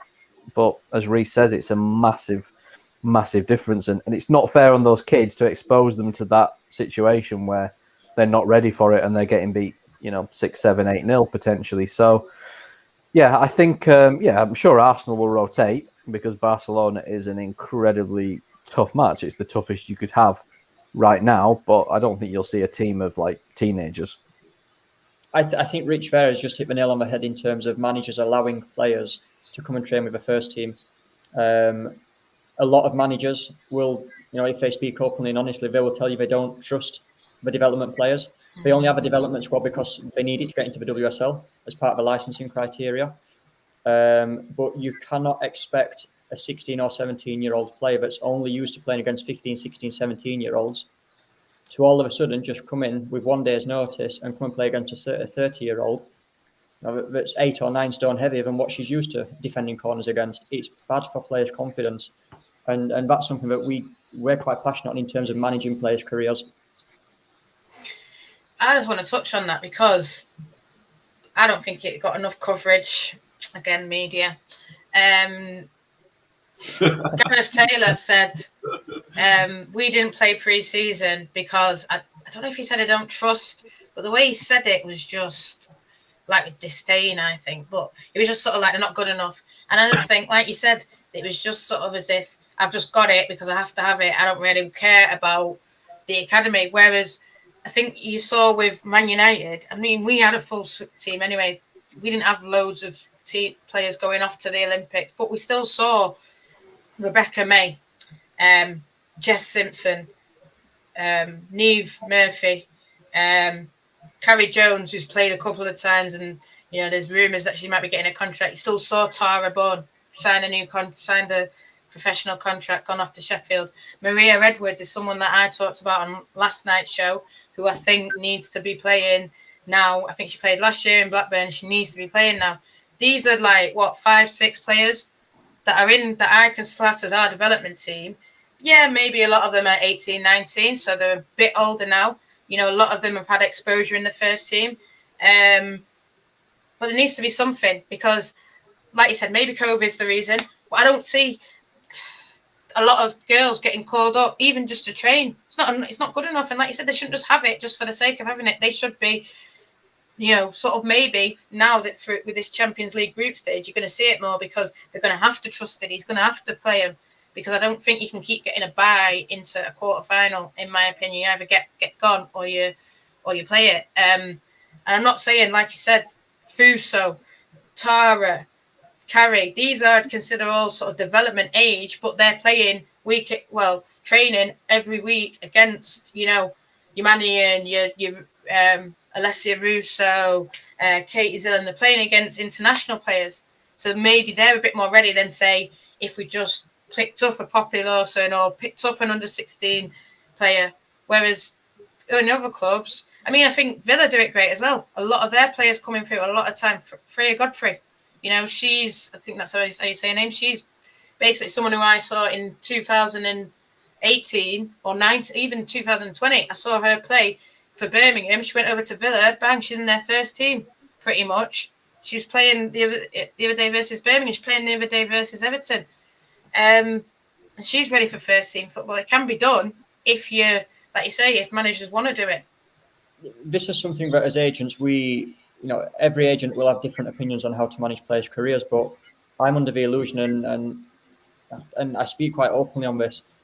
A player at 17 or 18 years old will learn more in the National League than in Man United under 21s. But a lot of agents would rather than be at Man United or Man City under 21s because it looks good on social media, because they're advertising a Man United player. But for a player to develop, in my opinion, they need to be in senior football. They need to be exposed to what senior football really is. Even the jump between the dressing room conversations will be worlds apart from what they're used to at 15, 16, to then going in and having to communicate with 30-year-olds. The conversation in the dressing room will be completely different. And the sooner that players can make that transition in senior football, in my opinion, is better for them. I mean, Rich, I want to go back to you as well, because I know you've got someone who I love to see, Lucy Watson, and obviously she made that decision to go to Sheffield. Also, Mia made a decision to go to Sheffield. And, and then I look at Maria Edwards. Don't want to compare anyone, but she's still at United, and I think she can be whatever she wants to be, Maria, as can Lucy. But Maria went out on loan last year. She was there, classed as the best young player for Blackburn. Do you not think then maybe that's what clubs need to do, Rich or Reece? What Rich starts, I know I said, send players to, so Man United 21s, we need to start sending more Taras down to you, more Marias down to a Sheffield, because you are lone FC, really. But go on, Rich. Yeah, I think it just depends on each individual player. Like you said there about Freya, obviously playing for Aston Villa. It's because she's good enough. Lucy Watson is 17, and was playing in our first team at 16, but it's because she's good enough. She's talented enough to be at that level. It doesn't mean every 16, 17-year-old you have coming through is going to be good enough to do that. A lot of them aren't. You are lucky if you get one or two that come through that are. We're very fortunate to have Lucy, who is, and Mia, who is, and there's one or two. We've got a few teenagers in the squad, but they're not regular starters. They're on the bench, and they do still play. Some of them play development football. And that kind of comes back to what you said about Man City, and it was an odd comment from Gareth. It was a little bit, straight to the point. Some people might say, well, he's being honest, but as Reece says, there is a big gap, especially for teams like Man City between, being a development player and being a Bunny Shaw or a Caroline Weir or a Steph Houghton. It's massive. And it's interesting with Man City, like what their philosophy is now. I think when Nick was there, it was very much, look, we'll use our young players. But that was because back then there wasn't as much financial pressure. There wasn't the Sky money. There wasn't the Barclays money. You kind of had that time to develop your players, as he did with Ellie Roebuck and Georgia Stanway and Kira Walsh and Lauren Hemp, etc. Now, Chelsea are going out signing the megastars. Arsenal are signing the megastars. Everton are investing. United are investing. Everyone's investing. You don't have that time anymore. And I don't know what Man City's philosophy is now with their academy, whether they've neglected it a little bit. I mean, I'll be honest, I'm not familiar with the names in the academy anymore. I remember when they won the Youth League and the Youth Cup. I think it was the year of the restructure. So I think it was 2018, and they had Jess Park, Esme Moore. I think they were the two that stayed. But Fran Bentley was in there. Thea Paul was in there, who's now with us at Sheffield United. And there was a few others in there as well that were sort of, Poppy Pattinson was one of them who's doing well. And you sort of look at that team and go, yeah, they were probably putting a bit into it in terms of the talent they were recruiting. Now I've not seen anyone really come out of City's academy and even go into the Championship. They either get released or they're going off to, I know quite a few from last season went to America. So, maybe now teams are just thinking, like Reece said, we're having it because we've got to have it. And maybe it's not, maybe it's serving a purpose for the lower teams that don't have the money to go out and buy the big players, like you say with Villa, who, if they fall on a gem like Freya Gregory, like Liv McLaughlin, they can bring them in. But, for City, for Arsenal, for Chelsea now, going out and having that pressure to have to sign the biggest players to stay at the top and to compete in Europe and to compete just domestically, is it worth it for them, to put that into the academy now? Are they having it just because they have to have it? And actually the gap is getting bigger and bigger and bigger. And look, if those girls, don't make it, then they get to go and play Championship or National League, or they get a scholarship in America. It still works for them. But I think, what Gareth said, whilst it was quite blunt, it was very blunt.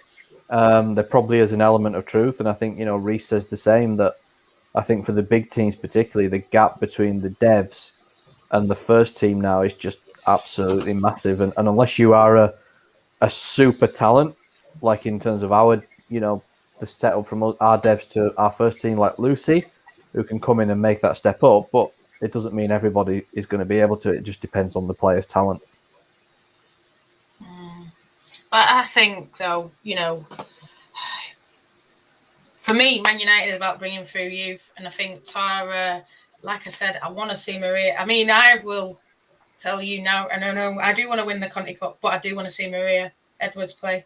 So if, like I said, we have to play Maria and lose, okay, I'll be pissed off we lost, but I'll be happy I've seen Maria playing, because I think she either needs to play now or go out on loan. And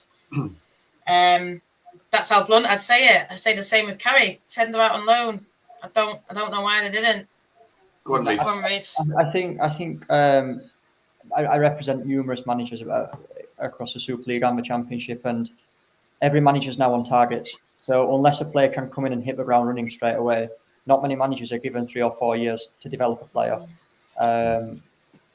But like Rich said, unless you're a sensational talent, you're not going into the Man United or Man City or Arsenal or Chelsea first team squad and sustaining that position, unless you are part of the 2 or 3%. Yeah, but I think then we're heading in a way like men's football. So everyone said Man United, this and that. But, well, Man United's basis in men's football is, I know Connor was on our show last night, 8,000 games in a row for 40 years. We've always had an academy talent in there. And I think that's probably the way that they're looking to go with the women's team. But like I said, then I think we're going in a way with the men's football. I mean, I know, look at Chelsea men. They just bulk, sort of keep a lot of their academy, send them out on loan, and then sell them to then fund a Lukaku. You don't see anyone coming through from Chelsea. Reece James is a recent, Mason Mount recent, but before a couple of years ago, it was just bring them through. Look, Kevin De Bruyne, they brought him through just to sell him off. But just to flip that now, how many of the Man United men's first team players now have come through the academy that's in the starting lineup, except from Rashford, Greenwood, and Pogba, you could argue? Jesse. McTominay. We have got McTominay. Yeah, but they're not playing week in, week out of Jesse and McTominay at the minute. No, well, McTominay will when Jesse, fair enough, won't. But McTominay, I think I remember when he came through, I was at his debut in Seville. I always said, bang, this guy's going to make it. And again, fans always not this, he's that, the other. I knew Scotty was going to make it. And to me, I think Scotty's a first team player. But even if you flip that further, and I hate saying this because I'm a Man United fan, we've got those academy players in there, but what have we won? Well, Man United. Man City are the ones winning things. Liverpool are the ones winning things. And I love seeing the kids come through. I love seeing, Rashford and Greenwood, but I also want to see Man United win trophies, and at the end of the day, I don't want to end on some kind a brutal note. You talk about Maz Edwards and you talk about Carrie and Tara, etc. But Maz came down to the Championship. She did okay. She wasn't in one of the best teams. I think she scored 5 goals. And if you're scoring 5 goals for Blackburn, what are you going to do for Man United? Is she going to go in there and be as good as Kirsty Hansen or Leah Galton? And if you're not going down to the Championship as a WSL player and tearing it up, it's going to be very hard to go into a WSL team right at the top of the league and do the same thing. And it's just naturally the level, and Man United will have to do it. They can say, we want to bring our young players through, and there's nothing wrong with that. But, if Man City and Chelsea and Arsenal, they keep going out and spending thousands and thousands of pounds on big international superstars, United can go and do what they want to do, but they'll just fall further behind. On that, though, as well, because we can play with Edwards if you only play Marie Edwards. If you play Marie Edwards and like loads of others, then it's not going to be great. But if you've got Marie Edwards surrounded by 10 other very good players, then hopefully that will develop Maria and also give her a bit of experience there. And she may not play. Yeah, I mean, you'd hope so. I mean, look, I'm not having a go at Maz because she came in, like I said, she wasn't in one of the strongest teams. I think she actually scored against us last season in one of the games. But, yes, it's the same with Lucy. Lucy's 17. She's great. She's super talented, but she's at the level she needs to be. She wouldn't be playing for Man United. She wouldn't be playing for Man City. She wouldn't be playing for... She probably, if she was lucky, she might even be on the bench. But realistically, she'd be in the development team. And that's not me criticising Lucy. I love Lucy to bits. She's going to be an absolute star, but she's at the right level at the minute. And if she, she's got 2 goals this season already, if she's hitting double figures by the end of the season, you might be saying, okay, it's time for her to step up. We're not stupid. Lucy Watson's not going to be at Sheffield United for the rest of her career. She's going to be at one of the top clubs one day, but it has to be at the right time. And I think it's good to see players come to the Championship, whether it's like the pathway Lucy's done where she's come up, she came through at Donny Bell's and she's come up to the Championship, or it's players going on loan. But for me, if those players are going on loan to the Championship and they're not absolutely like being one of the star players, realistically, you have to say, well, if you're not ready to do it in the Championship every week, why are you going to be ready to do it for Man United, Man City, Arsenal, Chelsea? And it's brutal. And it's, it's the same as the men's game. I work for the academy at Sheffield United, and I've worked with probably over 100 players the last 3-4 years, and 2 or 3 have played for the first team, and the rest are either still in the academy or they're down in the non-league. And it's how it is, and it's not a slight on anyone. There's going to be a couple that make it through that are good enough, and a lot will fall into obscurity. And that's the reality of football. And everybody wants their kids to make it, and some will because you're just lucky. You're just naturally gifted. But as Reece says, like the gap is just becoming bigger and bigger and bigger. What clubs are putting into their academies now, we don't know, because like you say, you have to have them. Doesn't mean you have to work on them particularly or invest in it. But yeah, for me, and Tara's a good example. Probably the best example we had was Ebony. I've seen players come on loan from Man United, and they've all done well, but she was the one you looked at and thought, yeah, she's probably a bit too good for this level. And you could see it, whereas the others came in and you sort of thought, this is kind of where they're at. They're top Championship players. They're not Manchester United players. And that was shown in that, some of them aren't there anymore. Palms is at the top end of the Championship. Nom's at the top end of the Championship. And, I've seen people say, wanted Palms back at Man United. You want Nom back at Man United. But, if they were good enough to be at Man United, they'd be there now. Ebony's now playing in America and playing for England. The rest are playing in the Championship. And that's nothing personal. It's just the brutal reality of football. Some will be good enough and some won't, and if you're a top end Championship player, happy days, because you can make a decent career out of that now with full time. Nom is a full-time footballer, which is great for her. Molly Green's a full-time footballer. Amy Palmer's a full-time footballer. It's just a different full-time to what Ebony has gone and been. And, Tara, I've not had time to judge properly yet. Obviously, Nat bigs her up a lot, and she was very good in her first game. And if Tara tears it up this season, you think, wow, she was one of the best players in the Championship, then you say, yeah, go back to Man United and play. If you look at her at the end of the season and go, she was okay, but she was nothing better than Kash Lipka or Maddie Kuzak or Reed Millard-Mears, you probably say, well, where's the future going, for her in terms of Man United? Can I just say, just watching Tara, the bits that I've watched, I already do know. And then, like you said, what you saw against Blackburn, but that's all I've got to say. And Ebony was one that I knew would tear it up. And then look, and I was upset when Palmer left, but I think I accepted it. Ebony was the one who I've always made a big deal out of. Go on, Reece, I can see you wanted to. Just one more thing on the development squad and the sort of 17, 18-year-old players. A lot of players don't want to play in the first team in the next 2 or 3 years. A lot of players at 17 are considering going to university in America. So for example, if you're going to throw them in on a Wednesday night in a Conti Cup against Villa, that may not be that specific player's 2-year plan. So it might be something that they don't actually want to do. But just because they are part of your development squad doesn't mean that they actually want to play in your senior in your first team, because they may be looking at university or other options. But yeah, just sort of going back to what I said earlier, I think managing careers is the main bit. And like I was speaking to Rich on Sunday about Mia Enderby and Lucy Watson. They don't have to go into the Super League in the next 12 or 18 months. But they don't have to have that Super League status just yet, because Lucy Watson at the minute needs to be the best winger in the Championship. And then if she's the best winger in the Championship, she has got the key to every single door in the Super League. Yeah, I'd agree with that. Like, I mean, obviously, selfishly, I'd love Lucy to be at Sheffield United for as long as we want her, and the same with Mia. But that's what it's about. And I actually spoke to Lucy about this on Sunday. We were doing like a little interview on the Coach Back just before she went away on her England camp. And the great thing about Lucy is, she's sensible. Like, she's got her head screwed on, and she could have gone elsewhere this summer. But Lucy knows she would have been stuck in a development team playing development football. She wouldn't have been even on the bench. And at the minute she's starting, she's the number 9. She's got the number 9 on the back of her shirt for one of the top Championship teams.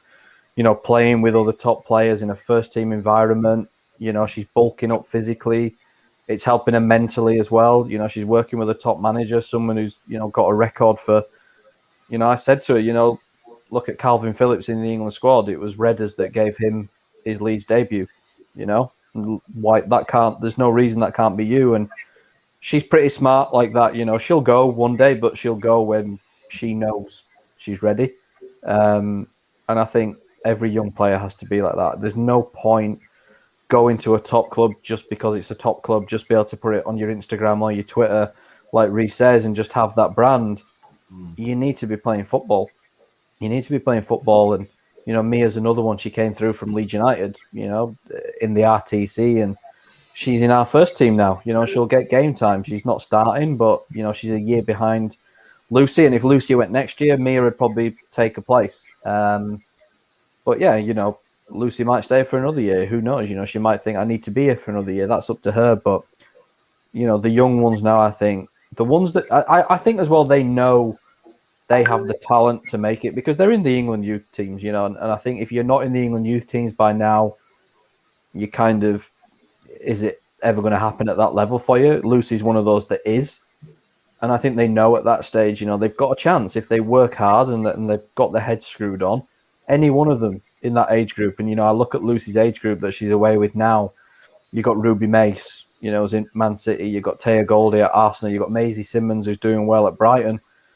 And they're either players that are playing regularly at Championship teams or they're top players in the top academies, that maybe are not playing now but will in the future. And they've just got to make the right decisions for what's them. Ruby took the decision to go and play for Man City and, probably know that she's not going to play a huge amount, but she's got a great club and a great setup around her.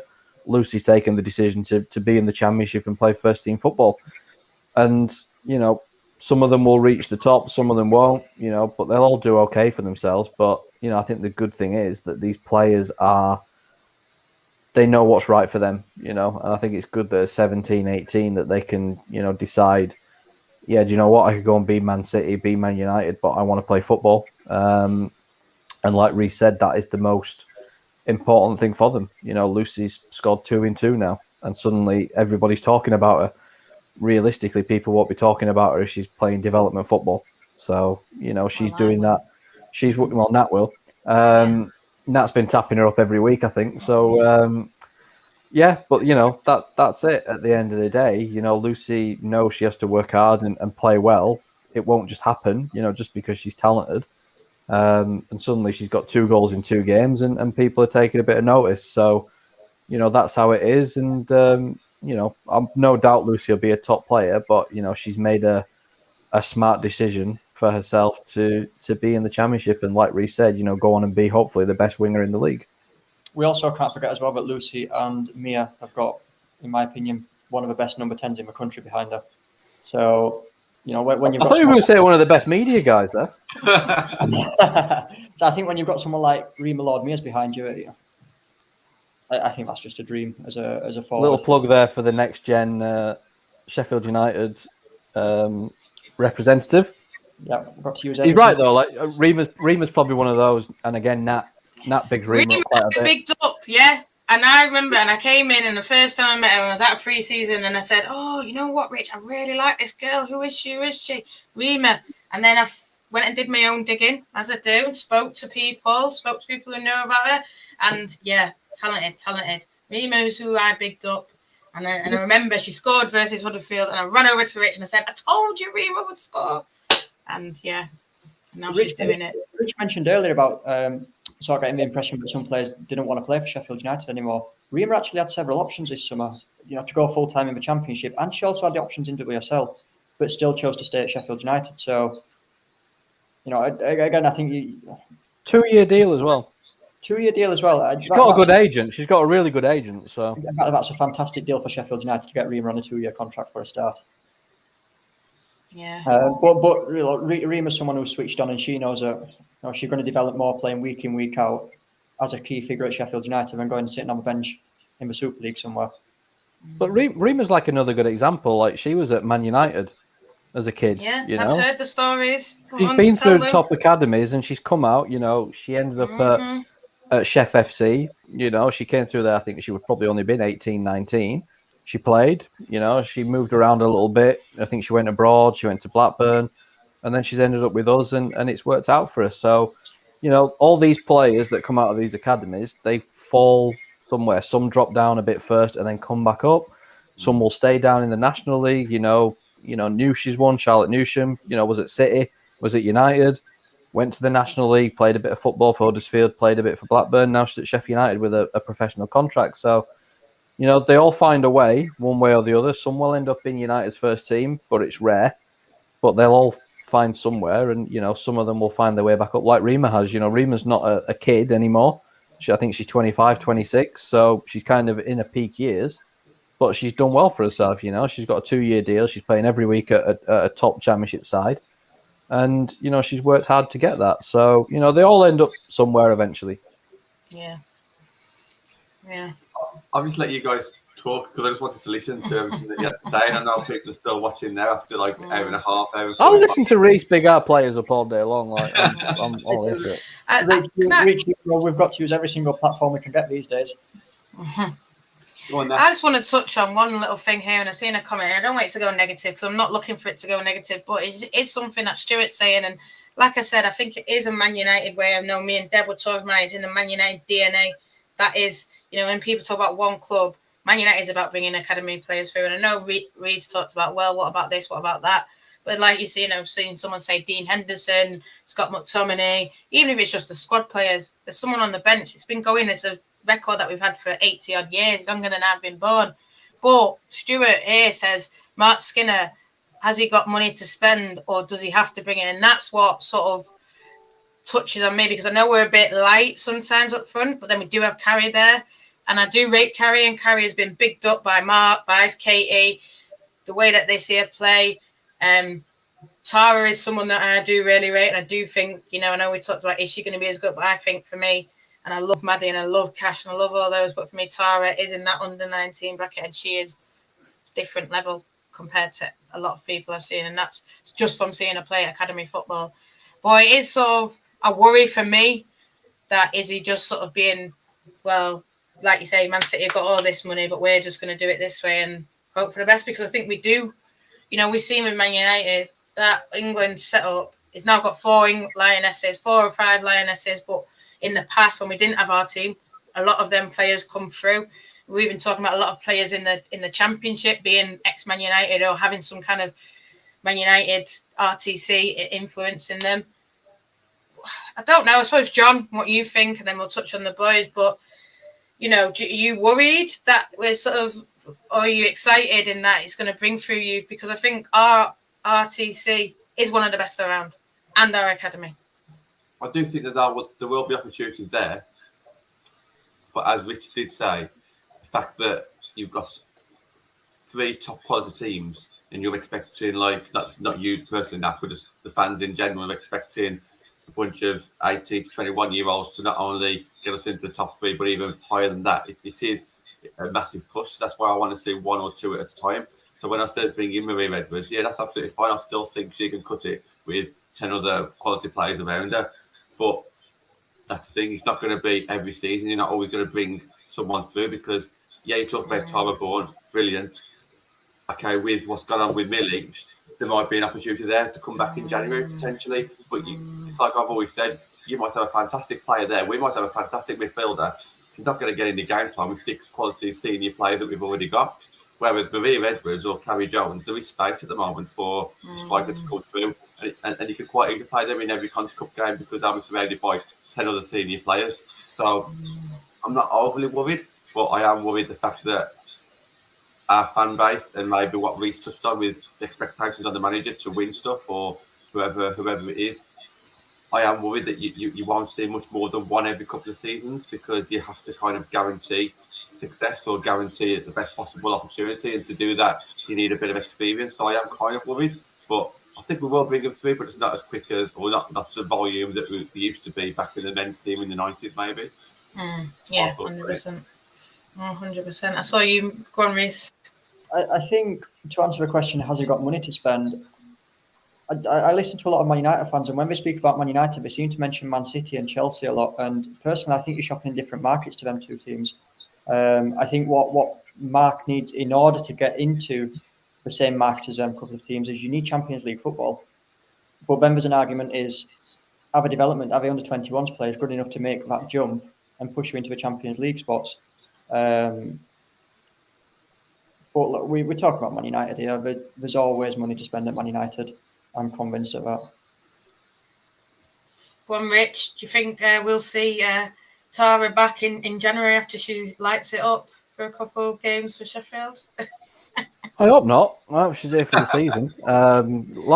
You took Palms back halfway through the season last time, but you sent a replacement on that occasion. No, I've not got a huge amount to add on that. Like I said, I agree with John in terms of it's just you might get one or two. It's just getting harder and harder.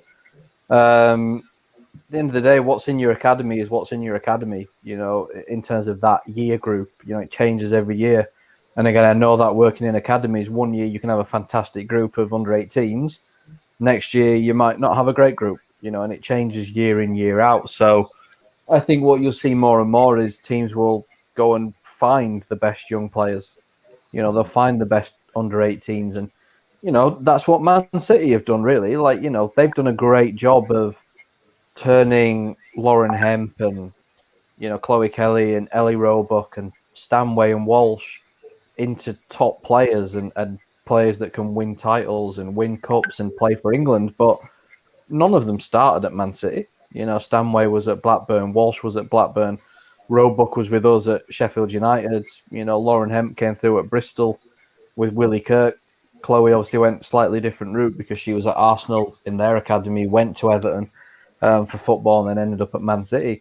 But none of them started at Man City. Even Jess Park, you know, was I think at York's RTC. So, you know, they've all come through elsewhere, and that's, I think, what you'll see teams do. They'll look at it and go, okay, our academy is not good enough, but we're in a position because we've got the money and we've got the stature and we've got the reputation that we can go and, you know, and it comes back to players like Lucy. You know, if Lucy went to Man United one day or Man City, you know, doesn't mean they get the credit for developing her. You know, she came through Sheffield United, and also you have to credit Donny Bells as well, where she was before. You know, if Mia goes on and plays for England, you know, you can say well done Sheffield United, but she was also at Leeds United. So it happens at every level. You know, it's not just the top clubs. We're doing the same. We're looking at our academy and going, okay, what have we got? We've got one or two, but can we poach the best young? You know, we're the only Yorkshire team in the Championship. There's no one near us. Our probably two most local derbies have just been and gone, Blackburn and Coventry, and they're 2.5 hour journeys. We haven't got anybody else near us. So if Donny Bells have a player or Leeds United have a player, we'll take them, you know, and that's the way it is. You look at it and go, okay, there's a good player out there that we want, you know, there's nowhere else for them realistically to go, so we'll take them. And I think that's probably what you might see other teams start to do, and what Man United might need to do is look at, okay, what's in our academy, but also 16, 17, 18-year-olds elsewhere, you know, in academies like Man City have done. Well, Tara didn't come from ours, you know what I mean? We got her off the rivals. Yeah, Liverpool and United academy players swap places a lot. So, but that's the way it is. Man United will say, okay, there's a good player in Liverpool's academy. We had this situation with Ruby Mace in the summer. Until you get to 18, you can do what you want and go where you want. There's nothing anybody can do. Lucy could go where she wants at the minute. It's how it is. And people say, oh, why are we letting best young play? Arsenal fans had a meltdown in the summer. Why are we letting Ruby Mace go? And I had to explain, you did. She could go wherever she wanted. She's not 18 years old. So whether that needs to change or not, I don't know. It's something we've talked about before, Reece, when obviously Sophie left us. I'm fuming. It's an interesting one because this is what I get the most stick for from people on social media for stuff like that, and also pulling players from the National League and moving them to the Championship on a 7-day notice. And I'm sure people think that I've invented these rules, and it's not me who should be abusing it. It's the governing bodies for allowing this to happen. The 7-day notice is the craziest rule I've ever come across. It's brilliant. But then again, we did it with about 3 players in January. We just said, okay, 7 days, and there's nothing. Yeah. And whether it's right or wrong, we did it with... That's the food chain, isn't it? You're taking advantage of it in the National League, then we'll go into the Championship or Liverpool Championship, and we'll take advantage of it there and take their best players. And like you say, I think, I don't know if Lucy bangs in and is up there as a top goal scorer, I'm sure she'll go and sign a pro contract at 18 at a WSL club, and then Sheffield, it'll just be sort of as part of a story what she did in the Championship, but I suppose you won't get any financial reward for it. And then we're talking about growing the game, but that needs to be, and I know it's only a tiny bit that you've done, because yes, Donny had done it, but there should be some kind of, you've given her that opportunity at 16. Where's the reward for doing that? And I just think, this is it, the infrastructure of the women's game and all that kind of stuff. I talked about it last night, I'm talking about it now again. I think we need to change that and change all these rules before we look at anything to do with VAR, anything to do with goal line technology. But Sky are in there, and that's what they'll talk about. They won't talk about stuff like this. Maybe, sorry, Rich, maybe the media teams at different clubs are quite strategic in terms of how they promote players under 18 years old because they don't want them to go. I don't know. I'm just sort of putting it out there. Yeah. Don't know what you're talking about. Do you know, it's funny, we did actually have this conversation, like, okay, Lucy's not 18 yet, but how do you promote her in terms of you don't want her to go? But at the end of the day, you score a free kick against Durham and you put it in the top corner from 30 yards. There's not a huge amount you can do to sort of dumb that down. If your player scores a goal, your player scores a goal. So, to be honest, on what Nat said with the compensation, I don't really know how it works. I think you do get, Reece will probably know, Reece will know a lot better than me, but I think if they're on some kind of contract and they're still a certain age, I think you do get something. I'm sure we got something for at least one of our players that left and went elsewhere, even though our contract was up, because she was a certain age. I might be wrong on it. Again, Reece will know a lot more than me in terms of compensation for young players in the Championship. It's a training compensation that the clubs are entitled to, but it's next to nothing. So the club's argument on that is, we spend 6 years, building a young player that goes and makes it at a top club, and we get £2,000 in return. But yet we've had to employ full-time staff, and we've invested time, effort, money into players. So again, it's a bit of a flawed argument, the training compensation, but it's little things like that the FA do need to change to make women's football more sustainable. I got one at a time. We might have gone round it up till like 2 hours. So we've been going for over 53 minutes. We had no intention of going for 2 hours. But I will just kind of close that conversation and just finish it on one of Rich's last tweets regarding the new cup competition. So, Nat, Rich, you can probably do a whole show on this maybe on a Wednesday night down the line somewhere where we've got a bit more information. But Rich, obviously, the tweet that you put out got a lot of interest, and rightly so. Do you mind just kind of touch on the competition that's going to be held in England in is it February 2022 next year? Yeah, so first I heard of it, to be fair, was this morning. It's great. I'm a big fan of it. I think it was needed for a starter because obviously with the weird schedule now where we're playing World Cup qualifiers, but yet the Euros are only 12 months away. Usually you'd play your World Cup qualifiers after the Euros. So playing sort of North Macedonia and Luxembourg and Latvia. It's not ideal preparation for a major tournament where you're not going to be playing those teams. And it was a topic that came up with Serena at the media day last week. You know, are we going to have these more competitive friendlies to prepare for, you know, what we'll have at the Euros? And obviously it doesn't really get much more competitive than Spain and Germany. Don't know who the fourth team is. Heard potentially it'll be non-European, but that doesn't particularly narrow it down. But it's exciting because, you know, it's great to have it here as well, because obviously when we've taken part in the past in the Cyprus Cup or She Believes, obviously more regularly, it's not the most accessible place to get to have to fly over the Atlantic for 7 hours to go and watch the game. So to know that, you know, they'll be in this country and, you know, we'll have England, Spain and England, Germany and Germany, Spain, and that, you know, we can go and watch them hopefully here at local grounds. I've heard potentially they might be in the north at Premier League grounds. So it'll be, I don't know if it's at Old Trafford. I've no idea. I genuinely don't know. Let's go. I've heard it's going to be at Premier League grounds. That's what I've heard. But, well, I'd actually be a little bit surprised if it was Old Trafford, because I don't think they want to sort of kill the allure of the Euros first game being there. It probably won't be at Old Trafford, but it'll be a big stadium. Yeah, I think they're going to be at, I've heard they're going to be at Premier League grounds. But that could be, it could be Goodison, it could be Anfield, it could be Ellen Road, it could be St James's. If they are Premier League stadiums, I don't know. That's just a rumour. City Stadium. It could be City, it could be United. There's a lot of Northern Premier League teams. But yeah, we'll find out in due course. But yeah, I think it's great. You know, it's what England need. But it's great for the fans because, you know, we had games like, you know, we were meant to play, I think we were meant to play Norway at Bramall Lane. That got cancelled because of COVID, but there wouldn't have been any fans there anyway. So, you know, that fans get to go and watch these games now, and England gets some competitive friendlies. Yeah, brilliant. I just want to touch on what Rich says. I'm glad it's not She Believes anymore. I'm absolutely delighted. I've heard this is going to be for a couple of years, not just next year.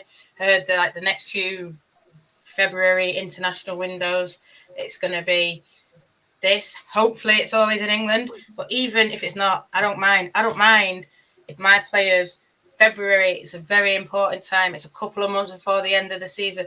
You know, there's the Conti Cup final, there's going into the later rounds of the FA Cup, there's building up for Champions League. You do not want, and I'll say as a fan and other fans, whether they agree, I don't know, you don't want your players flying over to America to play five or six games. And they were only, I mean, Japan is a good team, but, you know, there was always a whipping boys or girls, you know, there, I don't know. But I don't want England going over to America, not and I hope that they don't do that anymore. I hope it's always just in Europe, because I think as well, America, that's a big test. Yeah, the international manager might want to play America, but I think Spain, for me, they're the favourites for the Euros. Sweden, massive team. Germany, massive team. Italy are getting better now. There's a lot of Holland. They're the holders. Denmark. You know, for me, it's about playing. Yeah, and that's another thing.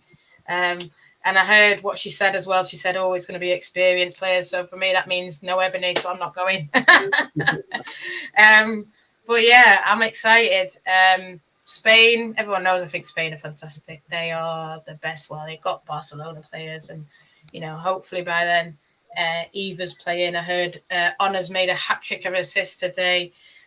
You know, that's what I want to see. I want to see Eva and Honor down that left or right, running it versus Alex Greenwood, putting Alex on her backside, Honor chipping it in, Eva heading the ball and Steph's on the floor. That's what I want to see. I don't care. But yeah, I'm excited for it. I'm just delighted as a football fan of a club that they're not going to America or next side of the world when you've got a Conti Cup final probably the next week. What's the point? It just ruined, just ridiculous. So the fact that they've said, yes, stay in Europe and this is where we're going to go. Smart moves. Reece, I'll just finish up for yourself. Obviously, as a fan and as an agent, international football, does it kind of excite you? Does it, or because from women's football, I'm like a Man United fan, so I'm not a big Lionesses fan, but I know women's football in general tends to prioritise international duty over club football. Just wonder what your thoughts were on it. I represent a lot of the youth internationals, especially England, and me personally, as a fan, I don't really get excited about international football. I think generally the coverage is the production of it is quite poor. You never sort of forget the England versus Wembley game about 2 years ago at Wembley, where the FA came out and said it was sold out when it came on live on TV, and there was about 30,000 spare seats in Wembley. But yeah, as a fan, it doesn't really interest me. As an agent, I think it's something that every single player should strive towards. What I can tell you is a lot of players don't like being called up because they find international football extremely boring because you sat around St George's Park for 11 hours a day with absolutely nothing to do. But yeah, as a fan, it doesn't really excite me. I don't know. Reece, do you find international football exciting? I find the tournaments exciting. Like I find like I said, I mean the one in February, England v Spain, England v Germany, it's always a bit more interesting. No, I don't find England versus North Macedonia exciting or England versus Luxembourg exciting. I'm almost more interested in the youth teams in terms of obviously we have some at Sheffield United that go away with the 19s and the 17s, and it's always nice to see how they do if they're playing games. And Lucy's got her Euro qualifiers next month, and Mia's got her Euro qualifiers at their various age groups. So you're always interested to see how they do. I love the tournaments. I loved covering the World Cup in 2019. It was an unbelievable experience. I can understand why the players find it a bit dull, especially with COVID and the restrictions on them now. I don't actually think they're at St George's Park, the first team. I think they're based down in Southampton. They need to start letting the media back in. That make it a bit more interesting for them at St George's Park. But yeah, it was the friends and family back in. And the agents. Yeah, let's start letting everyone back in, then we'll have a good time. Reece is at a game every week. Don't worry, a couple of months. No one puts in a mileage, Rich, like what we do, and that's a fact. No, when you've got as many players as you. Exactly. Nat, I'll finish it with yourself. A cracking show today, having Reece and with John. Just what's your thoughts for obviously the rest of the week? Obviously, what games you're planning on watching, or obviously we've got a bit of coming up in Park, but Birmingham away, so we're going to double whack on a Sunday potentially. Yeah, as long as they don't move it to the Saturday. But yeah, I might turn it on North Macedonia if I hear that Ella Toon comes on. If I see a few Man United players starting, I'll turn it on. I'll watch. Obviously, I'm looking forward to seeing Ebony. I'm so proud of her that she's made her first team call up. She's the one I knew. I know I said it earlier in the show, but look at her now. But yeah, international football. I'm just waiting for the Chelsea game to come back around. 100%. We'll call it a night there then, guys. So Frank Skinner. Mark's going to be talking today. I've got Frank Skinner on my mind from thinking earlier. Mark Skinner's been talking, so I'll talk a little bit about that tomorrow on the Friday Night Fan Forum. We have got a good show there. We've got a bit of an anniversary show on Saturday night as well. So a few things planned there. And then, as Natalie said, just look forward to Chelsea the week after. So can't wait to get back in the stadium and see that one. Reece, thank you very much for coming on. Everybody in the comments, thank you for your comments, and thank you for tuning in and putting the thumbs up. Really appreciate it.